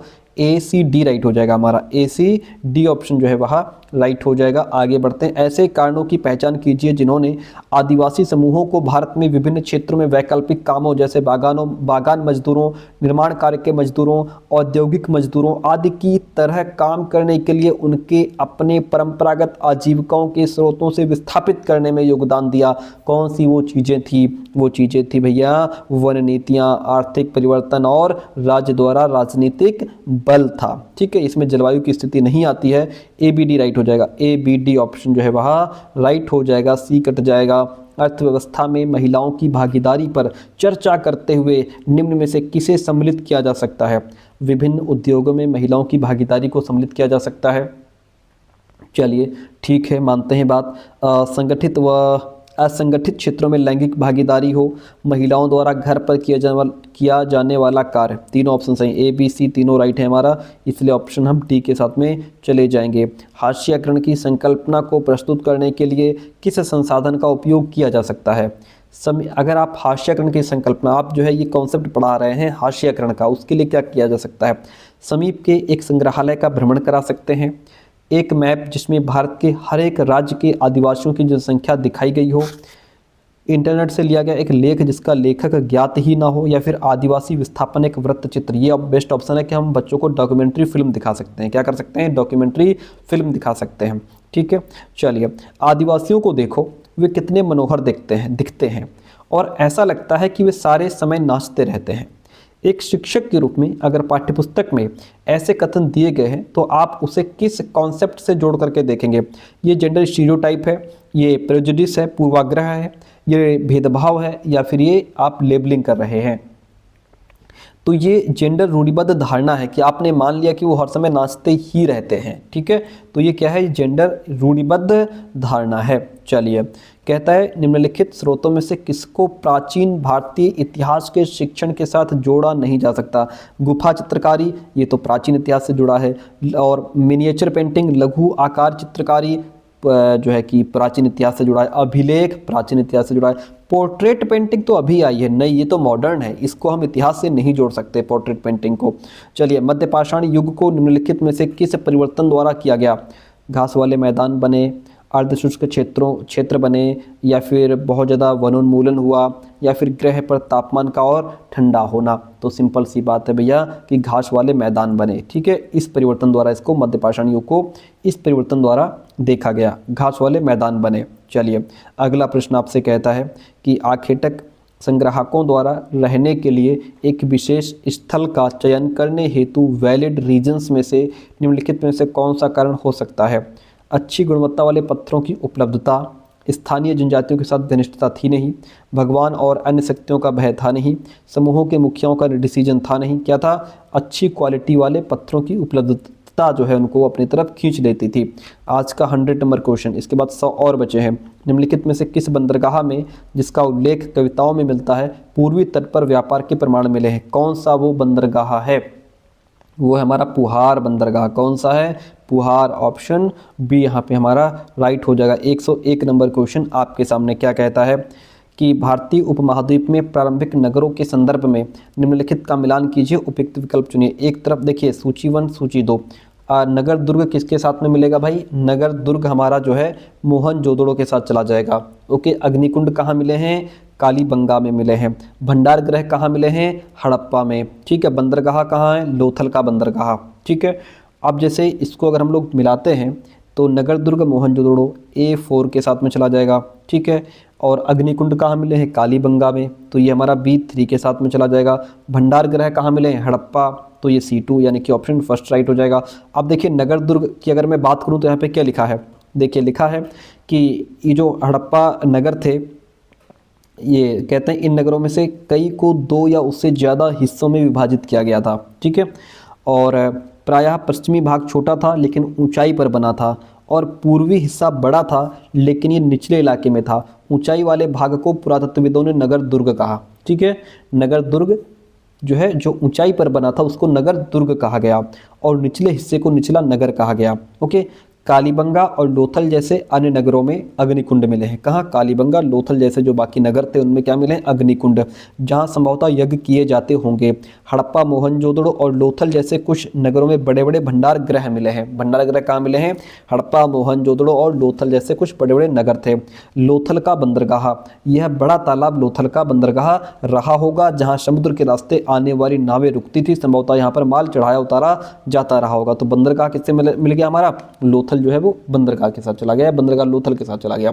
इतनी बात क्लियर है? Very good. अगला क्वेश्चन लीजिए, कहता है निम्नलिखित कथन ए और आर को पढ़िए। कहता है कि महावीर और बुद्ध दोनों ने आध्यात्मिक ज्ञान प्राप्ति के लिए घरों के त्याग पर बल दिया। ठीक है, उनका मानना था कि संघ में रहने के लिए अपने घरों का त्याग करने वाले ही सच्चा ज्ञान प्राप्त कर सकते हैं। दोनों पॉइंट हमारे सही हैं, ए और आर दोनों सही हैं। आर एक ही सही व्याख्या भी कर रहा है। फिर कहता है कि कथक के संबंध में निम्न कथनों पर विचार कीजिए, सही विकल्प चुनना है आपको। मुगल सम्राटों एवं उनके अभिजातों के दरबार में राज दरबार में कथक नृत्य प्रस्तुत किया जाता था। ठीक है, ओके। 15वीं तथा 16वीं शताब्दियों में कथक एवं एक विशिष्ट नृत्य शैली के रूप में विकसित होने लगा। ठीक है, कथक को 19वीं तथा 20वीं शताब्दी में अधिकांश ब्रिटिश प्रशासकों ने पसंद किया। नहीं, उन्होंने इसको पसंद नहीं किया था। फर्स्ट और सेकंड राइट हो जाएगा, 1 और 2 राइट हो जाते हैं। चलिए, कहता है कि निम्नलिखित में से किस व्यवस्था के अंतर्गत सिखों ने किसानों से उनकी उपज का 20% टैक्स के रूप में लेकर बदले में उन्हें संरक्षण प्रदान किया? तो ये जो व्यवस्था थी उसको राखी व्यवस्था कहा गया। क्या कहा जाता था? राखी व्यवस्था कहा जाता था। ठीक है, ऑप्शन डी यहाँ पे आपका राइट हो जाता है। निम्नलिखित में से किस समाज सुधारक ने प्राचीन ग्रंथों का उपयोग ये सुझाव देने के लिए किया कि विधवाएं पुनर्विवाह कर सकती हैं? किसने कहा? स्वामी दयानंद सरस्वती ने, राजा राममोहन राय ने, वीरेशलिंगम पुंतलू ने, या फिर ईश्वरचंद विद्यासागर ने? तो वो थे हमारे ईश्वरचंद विद्यासागर, जिन्होंने प्राचीन ग्रंथों का उपयोग ये सुझाव देने के लिए किया कि विधवाएं पुनर्विवाह कर सकती हैं। बंबई में 1840 में गठित परमहंस मंडली का उद्देश्य क्या था? जाति प्रथा का उन्मूलन, सती प्रथा का उन्मूलन, पर्दा प्रथा का उन्मूलन, या फिर बाल विवाह प्रथा का उन्मूलन? क्या था? ये था जाति प्रथा का उन्मूलन। ऑप्शन फर्स्ट यहाँ पे राइट हो जाएगा। अगला प्रश्न लीजिए, कहता है विलय नीति का प्रयोग करके ईस्ट इंडिया कंपनी द्वारा अधिग्रहित किए गए भूभाग, जो कंपनी ने किस भूभाग को किस सन में अपने में मिलाया या उसका अधिग्रहण किया, वो आपको बताना है। देखिए, सतारा को मिलाया था 1848 में। ठीक है, संबलपुर को मिलाया था, संबलपुर का अधिग्रहण किया था 1850 में, नागपुर का अधिग्रहण हुआ 1853 में, और उदयपुर का हुआ था 1852 में। ठीक है, इस तरीके से इसको मिला दो। A1 और B3 कहाँ गया? A1 B2 है इसमें, नहीं, A1 B3 और C2 जाएगा। ठीक है, D4 जाएगा। वेरी गुड, ऑप्शन जो इसमें हमारा 4 है वह राइट हो जाएगा।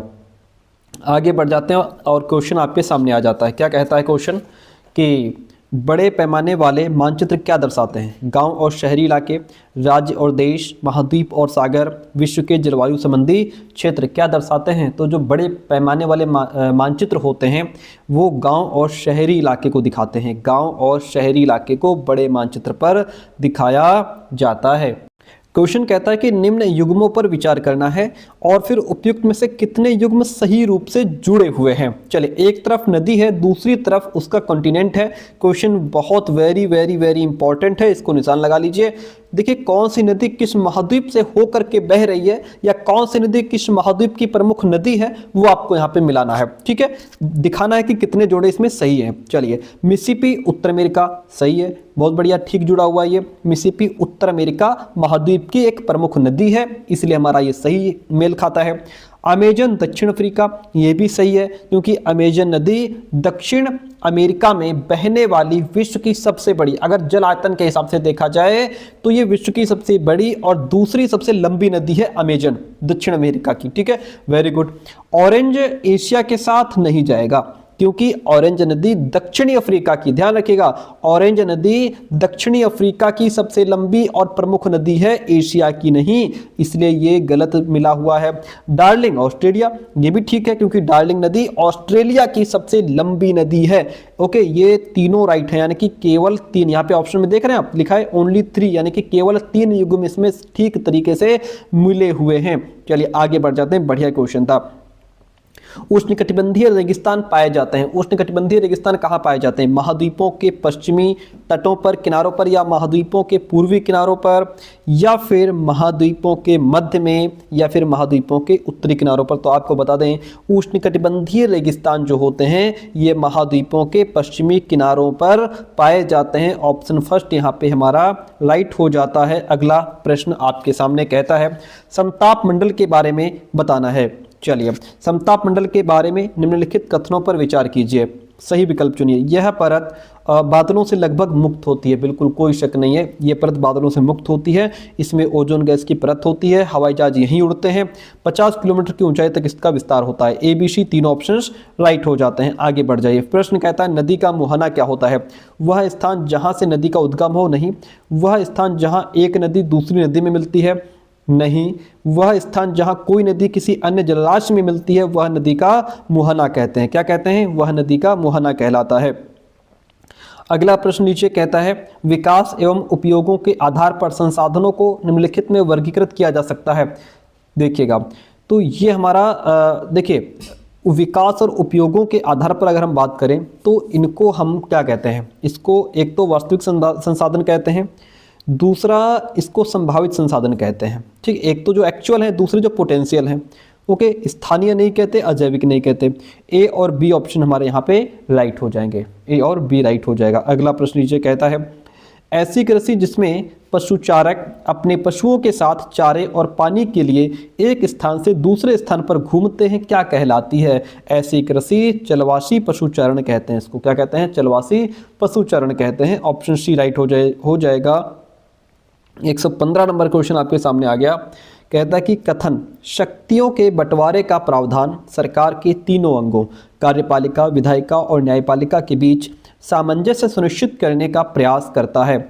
इससे क्या तात्पर्य है? इससे हमारा तात्पर्य क्या है? सरकार का प्रत्येक अंग दूसरे अंग पर अंकुश रखता है। ठीक है, और तीनों अंग अपने अपने परिभाषित क्षेत्राधिकारों के अंतर्गत काम करते हैं। Very good. यह प्रावधान भारतीय नागरिकों के अधिकारों और स्वतंत्रताओं की रक्षा नहीं करता। यह प्रावधान केंद्र और राज्य सरकारों के बीच सुचारू लेन देन या व्यवहार को सुनिश्चित नहीं करता।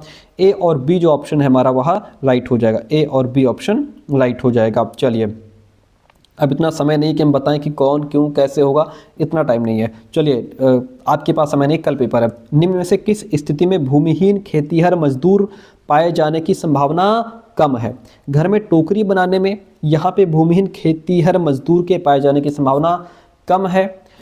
चलिए, या फिर हमारा इसमें देखिएगा निर्माण स्थल पर या कपड़ा फैक्ट्री में सुपरवाइज़र के रूप में। हाँ, ये बात ठीक है, जो कपड़ा फैक्ट्री में सुपरवाइज़र लगा हुआ है वो खेतीहर मजदूर नहीं है, वो खेतीहर मजदूर नहीं है। बाकी टोकरी बनाने वाला भी खेतीहर मजदूर हो सकता है। कहीं कंस्ट्रक्शन या किसी कोई बिल्डिंग बन रही है, वहाँ खेतीहर मजदूर हो सकता है कि भाई यहाँ खेती में काम नहीं है, चलो वहाँ बिल्डिंग पे काम कर लेते हैं। जंगल से लकड़ियाँ चुनने वाला भी खेतीहर मजदूर हो सकता है, कोई काम नहीं है तो चलो जंगल से लकड़ियाँ ले आते हैं। लेकिन फैक्ट्री में सुपरवाइज़र जो लगा हुआ है वो लगभग परमानेंट होगा। ठीक है, खेतीहर मजदूर नहीं वहाँ पे वो। कहता है क्वेश्चन कि किस स्थिति में भारत में न्यायपालिका के पास अधिकार है कि वह संसद द्वारा पारित कानून को रद्द कर सकती है? किस स्थिति में? तो जब संसद द्वारा पारित कोई कानून संविधान के आधारभूत ढांचे का उल्लंघन करता है, तब इस सिचुएशन में भारत में न्यायपालिका के पास अधिकार है कि वो संसद द्वारा पारित कानून को रद्द कर सकती है। ऑप्शन फर्स्ट राइट हो जाएगा। समाज में कुछ समूहों का हास्याकरण संभावनीय है क्योंकि वे भिन्न भाषा बोलते हैं, इसलिए हो सकता है उनको समाज से अलग थलग कर दिया गया हो।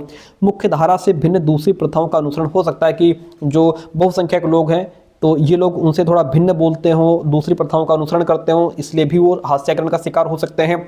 अस्वीकार सामाजिक समूह से आते हैं, नहीं। बहुसंख्यक समुदाय के मुकाबले किसी दूसरे धर्म के हो सकते हैं। ये तीनों बातें हमारी वैलिड हैं। ए बी डी राइट हो जाएगा इसका। ए बी डी ढूंढो कहाँ है, ये रहा। ए बी डी ऑप्शन जो है वह राइट हो जाएगा। अगला प्रश्न नीचे, संगम साहित्य की रचना एवं संकलन किस नगर के सम्मेलनों में की गई थी?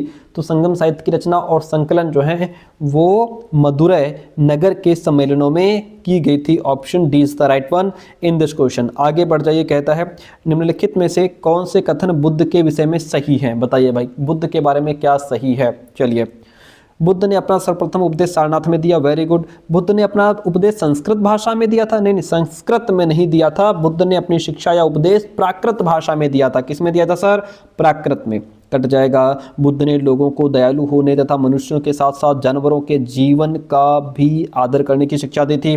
बुद्ध मानते थे कि हमारे कर्मों के परिणाम, जिसे कर्म कहा जाता है, चाहे वो अच्छे हों या बुरे हों, हमारे वर्तमान जीवन के साथ साथ फ्यूचर को भी इफेक्ट यानी कि फ्यूचर को भी प्रभावित करते हैं। तो ये कट जाएगा क्योंकि संस्कृत लिखा है। बाकी ए सी डी राइट हो जाएगा।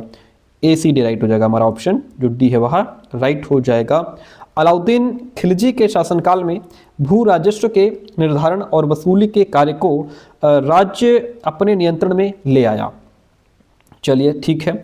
स्थानीय सामंतों द्वारा टैक्स लगाने का अधिकार जारी रहा और उन्हें कर चुकाने से छूट दी गई? नहीं।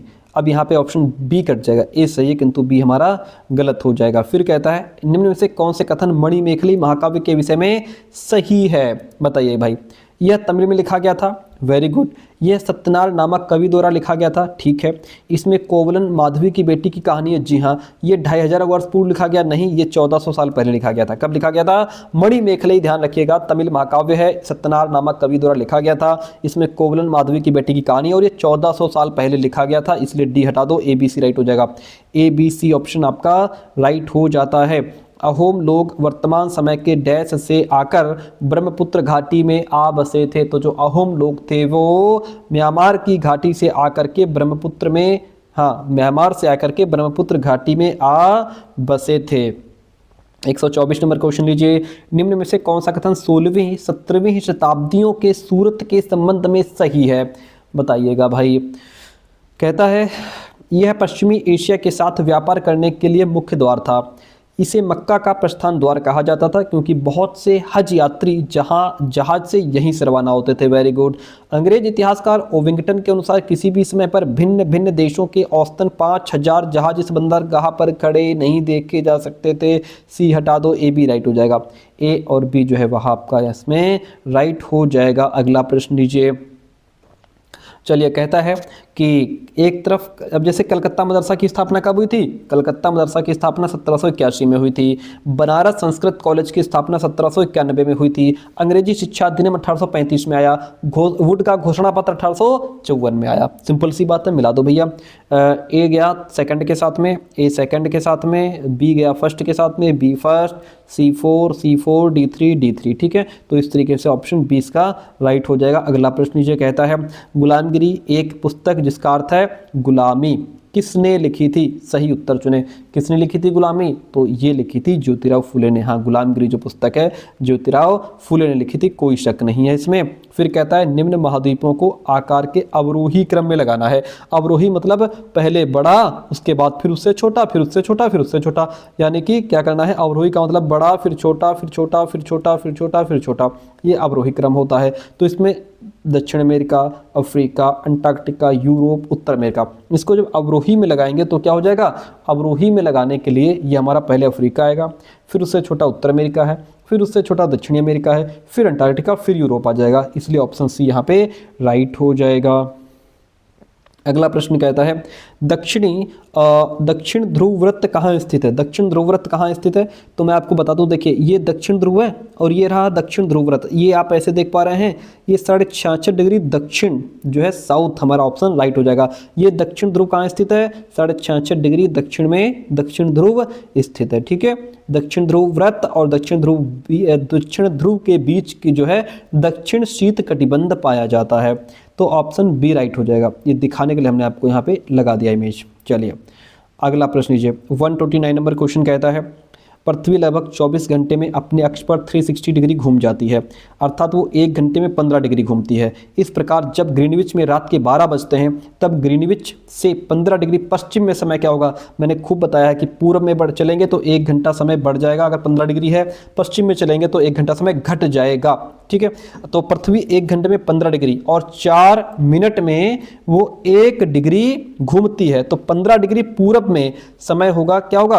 अब जैसा यहाँ पे लिखा है कि हाँ 1 घंटे 15 डिग्री घूमती है, ग्रीनविच से 15 डिग्री पश्चिम में समय क्या होगा, तो 15 डिग्री मतलब जो है 15 और गुणे, मैंने बताया था कि 4 मिनट में 1 डिग्री घूमती है, तो 15 गुणे 4 हो जाएगा बराबर 60 मिनट, यानी कि 1 घंटा समय पीछे चला जाएगा, क्योंकि पश्चिम की बात हो रही है। पूरब की बात होती तो 1 घंटा आगे बढ़ जाते, 12 से 1 बज जाता, और पश्चिम की बात हो रही तो 1 घंटा पीछे चले जाएंगे, तो इसका मतलब है कि 11 अपराह्न हो जाएगा। क्या हो जाएगा, 11 PM हो जाएगा। ठीक है, ऑप्शन सी राइट हो गया यहाँ पे। आगे बढ़िए, अगला क्वेश्चन लीजिए। कहता है निम्न में से कौन सा उष्णकटिबंधीय घास का मैदान है। मध्य एशिया स्टेपी, दक्षिण अफ्रीका वेल्ड, अर्जेंटीना पैम्पास या फिर कंपोस्ट। तो आपको बता दें कि स्टेपी, वेल्ड, पैम्पास ये सभी शीतोष्ण यानी कि टेम्परेट घास के मैदान है, जबकि जो कंपोस्ट है हमारा कैंपोस्ट, ये एक उष्णकटिबंधीय घास का मैदान है, यानी कि ये ट्रॉपिकल जो है ग्रासलैंड है। ठीक है, तो इसलिए ऑप्शन डी राइट हो जाएगा। ये क्यों नहीं राइट होंगे, क्योंकि ये उष्णकटिबंधीय नहीं, ये शीतोष्ण कटिबंधीय है। ठीक है, ये शीतोष्ण है और ये उष्णकटिबंधीय घास का मैदान है, ये ट्रॉपिकल है, ये सारे टेम्परेट हैं, इसलिए ऑप्शन डी राइट हो जाएगा। आगे बढ़ जाएंगे, अगला प्रश्न लेंगे। चलिए क्वेश्चन क्या कहता है, देखिएगा। लद्दाख के बारे में निम्न कथनों पर विचार करना है। चलिए, लद्दाख एक ठंडा रेगिस्तान है, कोई शक नहीं। लद्दाख कम ऊंचाई पर होने के कारण नहीं, अधिक ऊंचाई पर होने के कारण यहाँ की जलवायु अत्यधिक ठंडी और शुष्क होती है। कम ऊंचाई नहीं है, अधिक ऊंचाई है, काट दो। लद्दाख में उच्च शुष्कता के कारण वनस्पति विरल है, ये भी बात ठीक है। ए और सी यहाँ पे राइट हो जाते हैं। चलिए अगला प्रश्न, बहुत बढ़िया। कहता है कि एक तरफ पृथ्वी की परत है और वो परत किससे, उसका मूल तत्व तो क्या है वो सामने लिखा हुआ है। अब आपको यहाँ पे बताना है कि इसमें कौन सही रूप से जुड़ा हुआ है। देखिए, जो महाद्वीपीय संगति है ये सिलिका और एल्यूमिना से मिलकर के बनती है। किससे, सिलिका और एल्यूमिना से मिलकर बनती है, जबकि यहाँ लिखा है सिलिका और मैग्नीशियम, ये काट दो। महाद्वीपीय जो परपटी होती है ये सिलिका और मैग्नीशियम से मिलकर के बनती है, यहाँ सिलिका और लोहा लिखा है, काट दो।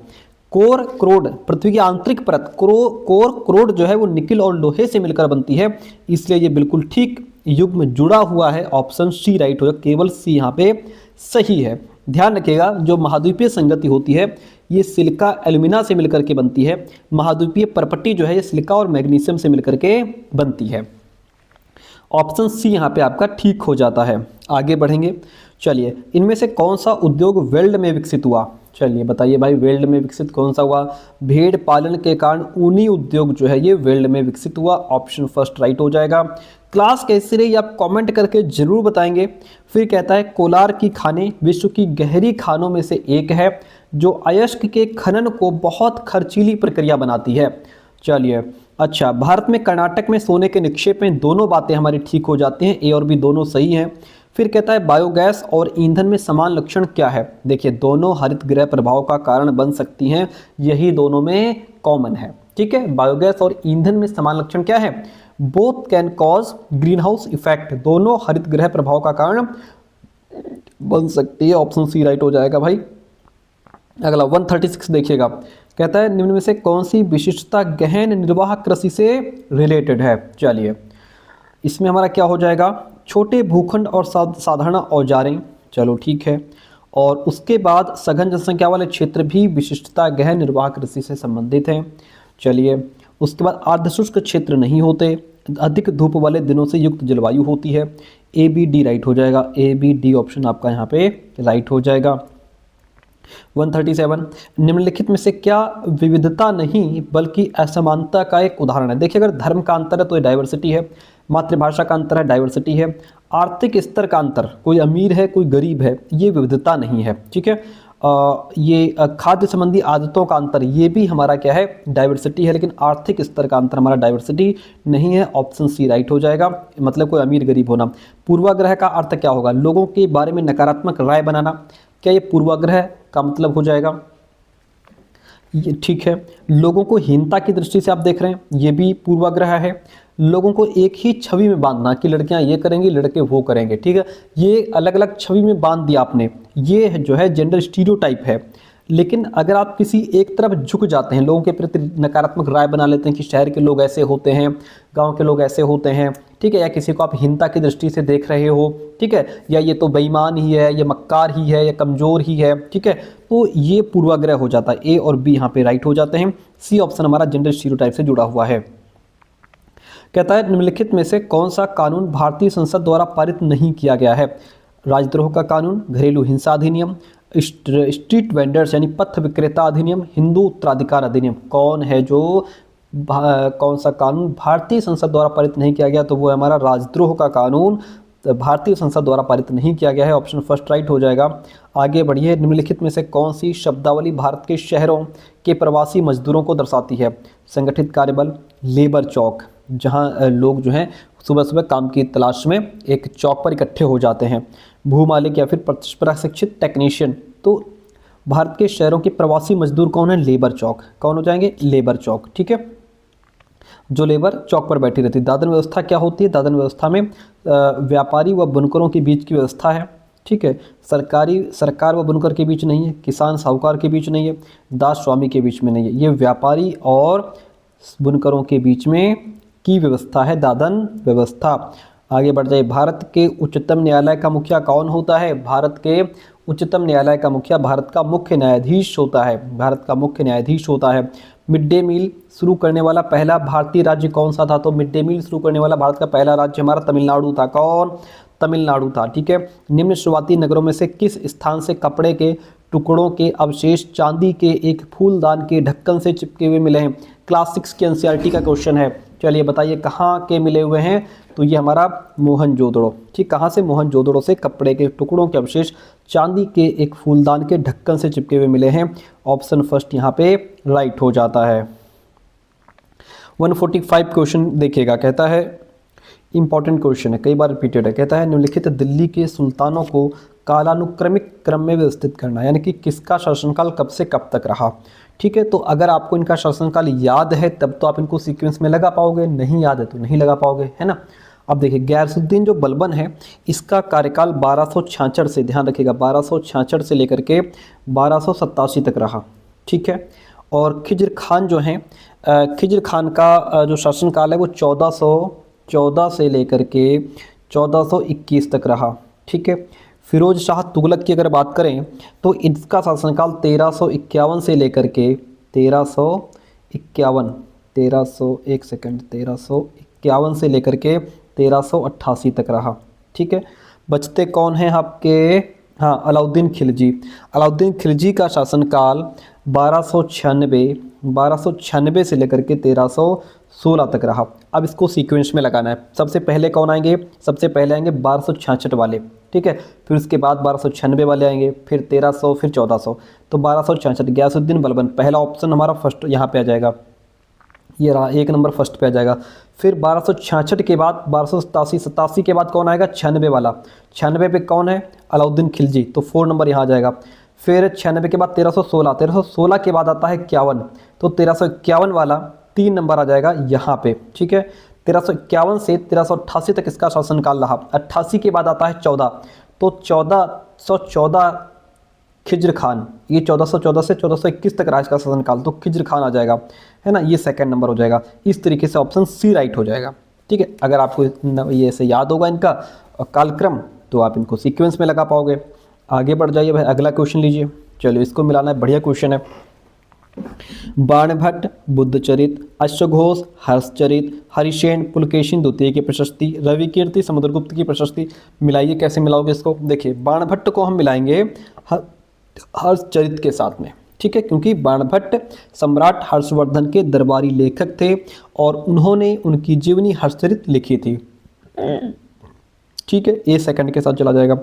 अश्वघोष को हम मिलाएंगे बुद्ध चरित के साथ में, क्योंकि अश्वघोष बौद्ध कवि दार्शनिक थे, बौद्ध कवि दार्शनिक थे जिन्होंने भगवान बुद्ध के जीवन पर बुद्ध चरित की रचना की थी। सिंपल सी बात, ठीक है। हरिसेन को हम मिला देंगे समुद्रगुप्त की प्रशस्ति से। हरिसेन समुद्रगुप्त के दरबारी कवि थे, इन्होंने प्रयाग स्तंभ लेख में उनकी प्रशस्ति लिखी, कोई शक नहीं। फिर इसके बाद आपका एक ही बचता है रविकीर्ति, वो चला जाएगा पुलकेशिन द्वितीय की प्रशस्ति के साथ, ठीक है। रविकीर्ति चालुक्य राजा पुलकेशिन द्वितीय के दरबारी कवि थे, इन्होंने ऐहोल अभिलेख में उनकी प्रशस्ति लिखी थी। इस तरीके से इसको हम कर देंगे मैच। अब जाएगा ए सेकंड के साथ में और बी फर्स्ट के साथ में। ए second, B first, C4 D3 मतलब ऑप्शन सी राइट हो जाएगा। आगे बढ़ जाइए भाई, अगला प्रश्न लीजिए। किस भाषा का एक रूप मागधी या फिर मगही है? तो वो है प्राकृत भाषा, जो है प्राकृत भाषा का एक रूप मागधी या फिर मगही है। आगे बढ़िए, क्वेश्चन कहता है कि कौन सा कथन बसवन्ना द्वारा आरंभ किए गए वीरशैव आंदोलन के बारे में सही है, बताना है आपको। इसका आरंभ तमिल भक्ति आंदोलन के विरुद्ध एक प्रतिक्रिया के रूप में हुआ। यह तमिल भक्ति आंदोलन से प्रेरित नहीं था, उसके विरुद्ध था। इसने शिव से प्रेम को मुक्ति के मार्ग के रूप में अपनाने का उपदेश नहीं दिया था। ऑप्शन केवल एक राइट है इसका, ओनली फर्स्ट इज राइट या करेक्ट। चलिए, यूरोप में वोड के उत्पादकों ने किस भारतीय फसल को उसके कंपटीशन के रूप में देखा? वोड के उत्पादक ने जो भारतीय फसल नील थी हमारी, उसके कंपटीशन के रूप में देखा, ठीक है। हालांकि वोड के उत्पादक ने वहाँ की सरकार से कहा भी कि नील पर रोक लगा दो, क्योंकि जो है कि उनकी वोड की जो सेल थी कम हो रही थी। और लेकिन जो वोड का जो पौधा था हालांकि नीला रंग देता था, लेकिन इसका रंग बेजान और फीका होता था कंपैरिजन टू हमारी नील के तुलना में, ठीक है। तो ऑप्शन डी राइट हो जाएगा। अगला क्वेश्चन 150 देखिएगा, कहता है कि कथनों पर विचार करें। और फर्स्ट क्वेश्चन आपके पॉइंट आपके सामने कहता है, डेनियलों के चित्रकारी में ब्रिटिश शासन द्वारा भारत लाई जा रही आधुनिक सभ्यता के चित्रण पर जोर है। चलिए, डेनियलों ने अपने प्रमुख परिदृश्य चित्रकारी में भारत की पारंपरिक जीवन को पूर्व आधुनिक निरंतरता और गतिहीन प्रस्तुत किया है। ये भी ठीक है, ए और बी दोनों ऑप्शन हमारे सही हो जाते हैं। अगला पॉइंट लीजिए, पश्चिमी शिक्षा के बारे में महात्मा गांधी के विचार के संदर्भ में कथन ए और बी को पढ़िए। गांधी भारत में पश्चिमी शिक्षा के बहुत विरुद्ध थे। वह सोचते थे कि औपनिवेशिक शिक्षा ने भारतीयों के मस्तिष्क में हीनता का बोध पैदा कर दिया है और ये शिक्षा में अपाहिज बना रही है। ए और बी दोनों सही हैं, बी ए की सही व्याख्या भी यहाँ पे कर रहा है। ऑप्शन सी राइट हो गया। अंग्रेजों द्वारा 1905 में बंगाल विभाजन का मुख्य कारण क्या था भैया, बताओ। मुख्य कारण इसका यह था कि बंगाल के राष्ट्रवादियों के प्रभाव को कम करना तथा बंगाल के लोगों को विभाजित करने के लिए, ठीक है। ये अंग्रेजों द्वारा 1905 में बंगाल विभाजन का मुख्य कारण यही था। ऑप्शन डी राइट हो जाएगा। श्री नारायण गुरु ने जाति समानता आंदोलन की शुरुआत की, कब की थी भाई? तो ये केरल, कर्नाटक और महाराष्ट्र में शुरुआत की, एक परमेश्वर के विचार को बढ़ावा देने के लिए, जाति विविधता के विचार को समर्थन देने के लिए, या फिर पश्चिमी शिक्षा को बढ़ावा देने के लिए। तो श्री नारायण गुरु ने जाति समानता आंदोलन की शुरुआत एक परमेश्वर के विचार को बढ़ावा देने के लिए की थी। ऑप्शन बी यहाँ पे आपका राइट हो जाता है। अगला प्रश्न ये कहता है, वीरेशलिंगम पुंतलू एक सुधारक थे। ये बम्बई प्रेसिडेंसी से आते थे जिन्होंने जातिवाद के विरुद्ध लोगों को लामबंद किया। मद्रास प्रेसिडेंसी के तेलुगु भाषी इलाके से आते थे जिन्होंने विधवा विवाह के लिए अभियान चलाया। ये बात बिल्कुल ठीक है, ऑप्शन सेकंड के साथ में हम चले जाएंगे। आगे बढ़ जाइए, कहता है, जिस मैदान पर हम खड़े हैं उसमें धीरे धीरे गति हो रही है। पृथ्वी के अंदर होने वाली इस लगातार गति के लिए आंतरिक और बाहरी प्रक्रियाएं उत्तरदायी हैं। बिल्कुल ठीक बात, ए और बी दोनों सही है, बी सही व्याख्या है ए की। अगला क्वेश्चन लीजिए, कहता है कि एक तरफ अक्षांश है, दूसरी तरफ देश है। विषुवत रेखा किसके साथ जाएगा? विषुवत रेखा जो है वो जाएगा कांगो गणराज्य के साथ में। कांगो गणराज्य जो है ये विषुवत रेखा के पास स्थित है, इसलिए A2 के साथ में चला जाएगा, A2 के साथ में चला जाएगा। कर्क रेखा हम किससे मिला देंगे? कर्क रेखा जो है ये हमारा जाएगा भारत के साथ में, क्योंकि कर्क रेखा भारत के मध्य भाग से गुजरती है। फिर मकर रेखा चली जाएगी चिली के साथ में, क्योंकि मकर रेखा दक्षिण अमेरिका में चिली से हो करके गुजरती है, इसलिए हमारा ए सेकेंड बी फर्स्ट। हाँ, तो हमारा ये नहीं होगा, डी होगा, ए सेकेंड बी फर्स्ट सी थर्ड, ऑप्शन डी यहाँ पे राइट हो जाएगा। आगे बढ़ जाइए भाई, क्या कहता है 157 नंबर क्वेश्चन है। कहता है कि कथन ए बी को पढ़ना है। पृथ्वी मध्य में थोड़ी चपटी, नहीं मध्य में चपटी कहाँ है यार, मध्य में उभरी हुई और किनारों पर चपटी है। पृथ्वी ध्रुवों पर थोड़ी चपटी, मध्य में उभरी हुई है, बी ऑप्शन राइट है इसका। ए गलत है, बी सही है। ए गलत है लेकिन बी सही है, ऑप्शन डी यहाँ पे राइट हो जाएगा बिना कुछ देखे। आगे बढ़ जाएंगे हम लोग, ठीक है। कहता है निम्न में से कौन सा दूसरों से अलग है, दूसरों से भिन्न है। कैसे दूसरों से भिन्न है, देखिए सवाना, कंपोज, लानोस, प्रेरी, कौन एक दूसरे से भिन्न है। तो आपको हम बता दें कि आपका सवाना, कंपोज, लानोस ये तीनों उष्णकटिबंधीय घास भूमियाँ हैं, ट्रॉपिकल ग्रासलैंड हैं। जबकि जो प्रेरी है ये समशीतोष्ण घास भूमि मतलब टेम्परेट ग्रासलैंड है, इसलिए ये सबसे अलग हो जाएगी। ये क्या है सर, ये टेम्परेट है और ये बाकी तीनों जो हैं वो ट्रॉपिकल हैं, इसलिए ये डिफरेंट हो जाएगा। Option D is the right one in this question. आगे बढ़ जाइए 159 देखिए। मरुस्थलों के बारे में निम्न कथनों पर विचार कीजिए। मरुस्थल एक शुष्क प्रदेश होता है, क्या ये बात ठीक है? चलिए ठीक है, मान लेते हैं। मरुस्थल की विशेषता है कि यहाँ केवल अत्यधिक उच्च तापमान पाया जाता है, नहीं। मरुस्थलीय क्षेत्र में बालू के विशाल फैलाव के साथ बजरी के मैदान और पठारी इलाके भी पाए जाते हैं, ये बात ठीक है। ए और सी हमारा सही हो जाता है, ए और सी सही हो जाता है। शैल के बारे में दिए गए कथन पर विचार कीजिए। 160 क्वेश्चन देखिएगा। कहता है पृथ्वी की परपट्टी बनाने वाले खनिज पदार्थ के किसी भी प्राकृतिक पिंड को शैल कहते हैं, बिल्कुल ठीक बात। आग्नेय शैल मैग्मा से बनता है, ये भी ठीक है। दक्कन पठार ग्रेनाइट से नहीं बनता, दक्कन पठार बेसाल्ट शैलों से बनता है, दक्कन पठार बेसाल्ट शैलों से बनता है। ए और बी सही हो जाएगा, इसमें ए और बी सही है, सी ऑप्शन हमारा हट जाएगा। फिर कहता है कि कथन ए और आर को पढ़िए। गंगा ब्रह्मपुत्र बेसिन के पर्वतीय क्षेत्र में कम लोग रहते हैं, जनसंख्या के वितरण में पर्यावरण की बहुत अहम भूमिका होती है, इसलिए ए और आर दोनों सही हैं। आर ए की सही व्याख्या भी कर रहा है।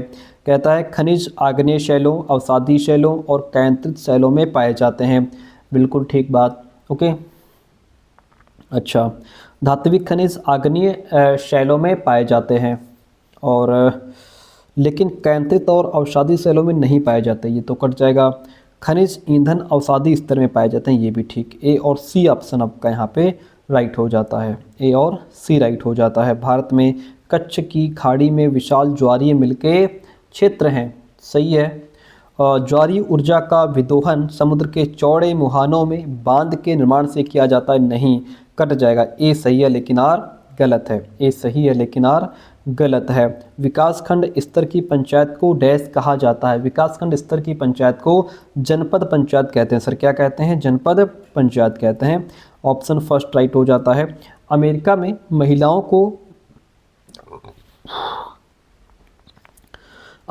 महिलाओं को मतदान का अधिकार 1920 में प्राप्त हुआ। दिए गए कथन के संदर्भ में निम्नलिखित में से कौन सा वाक्य सही नहीं माना जाएगा? कौन सा वाक्य सही नहीं माना जाएगा? 1920 से पहले तक महिलाओं को पुरुषों के समान माना जाता था, नहीं माना जाता था। 1920 से पहले तक पुरुषों और महिलाओं को राजनीतिक अधिकारों में समानता नहीं दी गई थी। 1920 से पहले अमेरिका में सार्वभौमिक वयस्क मताधिकार नहीं था। अमेरिका में महिला मताधिकार एक 20वीं शताब्दी की घटना है, ये बात ठीक है। इसमें ये सही नहीं माना जाएगा कि 1920 से पहले तक महिलाओं को पुरुषों के समान माना जाता था, ये बात सही नहीं है। ऑप्शन ए जो है वो यहाँ पे हमारा राइट हो जाता है। अगला प्रश्न लीजिए। पक्की दुकानों की तुलना में साप्ताहिक बाजारों में बहुत सी चीज़ें सस्ते दामों पर क्यों मिल जाती हैं? बताइए भाई, इसके पीछे रीज़न क्या है? साप्ताहिक बाजारों में व्यापारियों को कर्मचारी नहीं भर्ती करने पड़ते, ठीक। साप्ताहिक बाजारों में व्यापारियों को कड़ी प्रतिस्पर्धा का सामना करना पड़ता है। साप्ताहिक बाजारों में बेची जाने वाली वस्तुओं की गुणवत्ता बहुत ख़राब नहीं होती है ना, तो ए और बी सही है, सी हट जाएगा हमारा। अगला प्रश्न 167 लीजिए। 1990 के दशक में मध्य प्रदेश में तवा मत्स्य संघ द्वारा संचालित संघर्ष निम्नलिखित में से किस अधिकार को सुनिश्चित करने के लिए चलाया गया था? जीविका का अधिकार, सूचना का अधिकार, भूमि का अधिकार या फिर वन उत्पाद का अधिकार। तो वो अधिकार था हमारा जीविका का अधिकार, right to livelihood, right to livelihood. Rajya Sabha के अधिकांश सदस्यों का चुनाव किया जाता है। तो अधिकांश सदस्यों का जो चुनाव है वह विभिन्न राज्यों की विधानसभाओं के निर्वाचित सदस्यों द्वारा किया जाता है। विभिन्न राज्यों की विधानसभाओं के निर्वाचित सदस्यों द्वारा किया जाता है। प्रतिवर्ष अंतर्राष्ट्रीय महिला दिवस मनाए जाने की तिथि क्या है? प्रतिवर्ष अंतर्राष्ट्रीय महिला दिवस मनाए जाने की तिथि 8 मार्च है सर। कौन सी तारीख है? 8 मार्च है। भारत के संविधान के अनुच्छेद 21 के तहत पानी के अधिकार को जीवन के अधिकार का हिस्सा माना गया है। ठीक है। प्रत्येक व्यक्ति की पानी तक सार्वजनिक पहुंच होनी चाहिए भाई। ए और आर दोनों सही हैं। आर सही व्याख्या कर रहा है ए की। निम्नलिखित में से कौन सा संवैधानिक प्रावधान राधा को मध्य प्रदेश से दिल्ली आकर काम करने के समर्थ बना देता है? कौन सा अधिकार? मौलिक अधिकार, मौलिक दायित्व, संसदीय व्यवस्था, नीति निर्देशक तत्व। तो क्या हो जाएगा? वह है हमारा मौलिक अधिकार सर। क्या है? मौलिक अधिकार हो जाएगा। आगे बढ़िए। Gendering caste through a feminist lens की लेखिका कौन है? Gendering caste through a feminist lens की लेखिका हो जाएंगी उमा चक्रवर्ती। कौन है? उमा चक्रवर्ती। आगे बढ़िए। कहता है सामाजिक हास्याकरण की प्रक्रिया के बारे में कौन सा कथन सही है? क्या लिया? कई व्यक्ति हास्याकरण का अनुभव कर सकते हैं क्योंकि वे एक अलग भाषा बोलते हैं। हास्याकरण समूह शक्तिहीनता और पराजय का एहसास अनुभव करा देता है।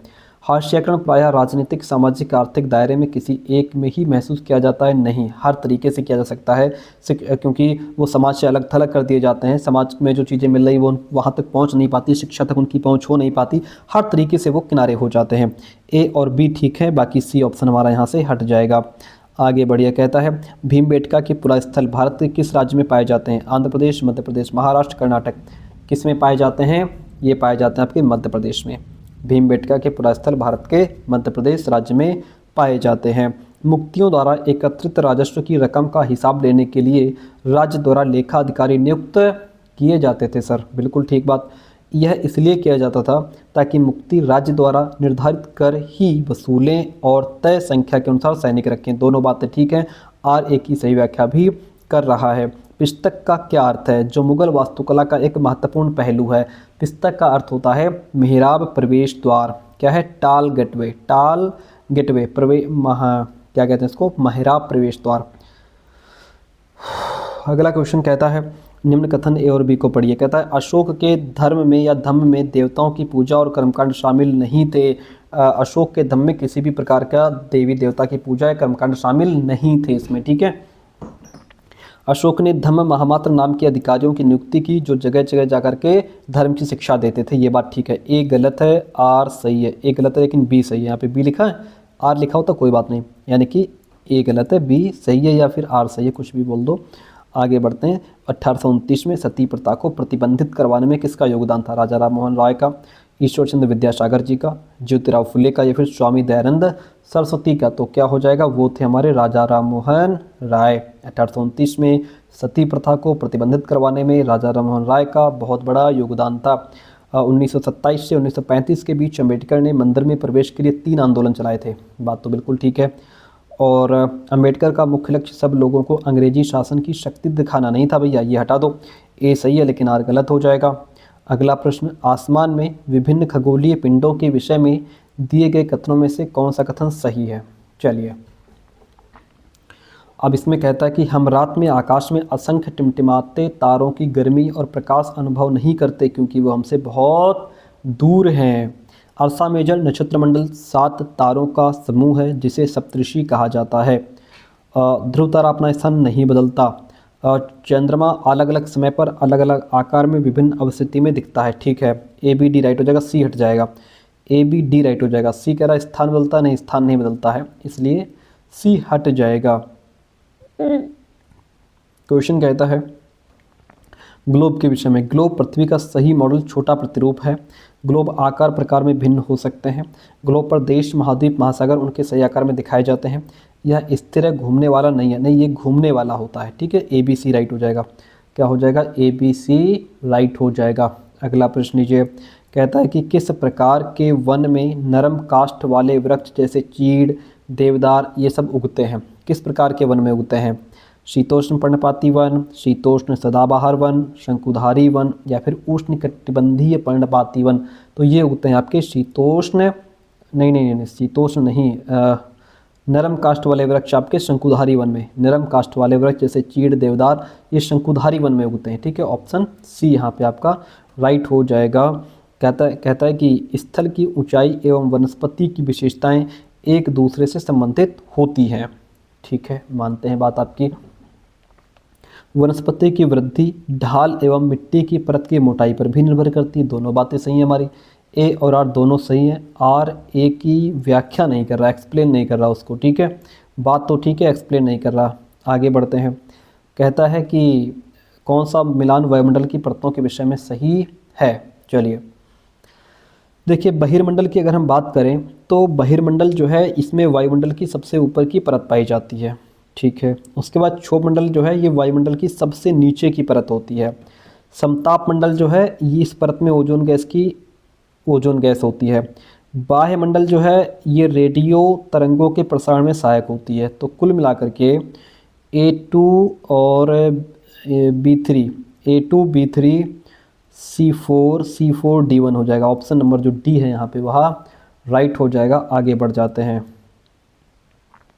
कहता है कि क्षेत्रों एवं इन क्षेत्रों में परिवहन के लिए उपयोग होने वाले पशुओं को सुमेल कीजिए, सही विकल्प का चुनाव कीजिए। अब देखिए एंडीज़ पर्वत आपके सामने है, तो एंडीज़ पर्वत में कौन जाता है? एंडीज़ पर्वत के लिए लामा है। ठीक है, और उसके बाद तिब्बत याक। ठीक है, भारतीय मरुस्थल के लिए हम ऊँट और बैल का यूज़ करते हैं। भारतीय पहाड़ के लिए खच्चर और गधे का प्रयोग करते हैं। ठीक है, इस तरीके से हमारा ये मैच हो जाएगा। कुल मिलाकर के ए जाएगा 3 के साथ में, बी जाएगा 4 के साथ में और सी जाएगा हमारा 1 के साथ में, डी गया 2 के साथ में। ऐसे मिला दो इसको। ठीक है, 186 नंबर क्वेश्चन कहता है सेरिकल्चर क्या है? सेरिकल्चर हमारा रेशम कीट पालन होता है। ठीक है, पिसीकल्चर क्या है? मछली पालन होता है। कहाँ है? ये रहा।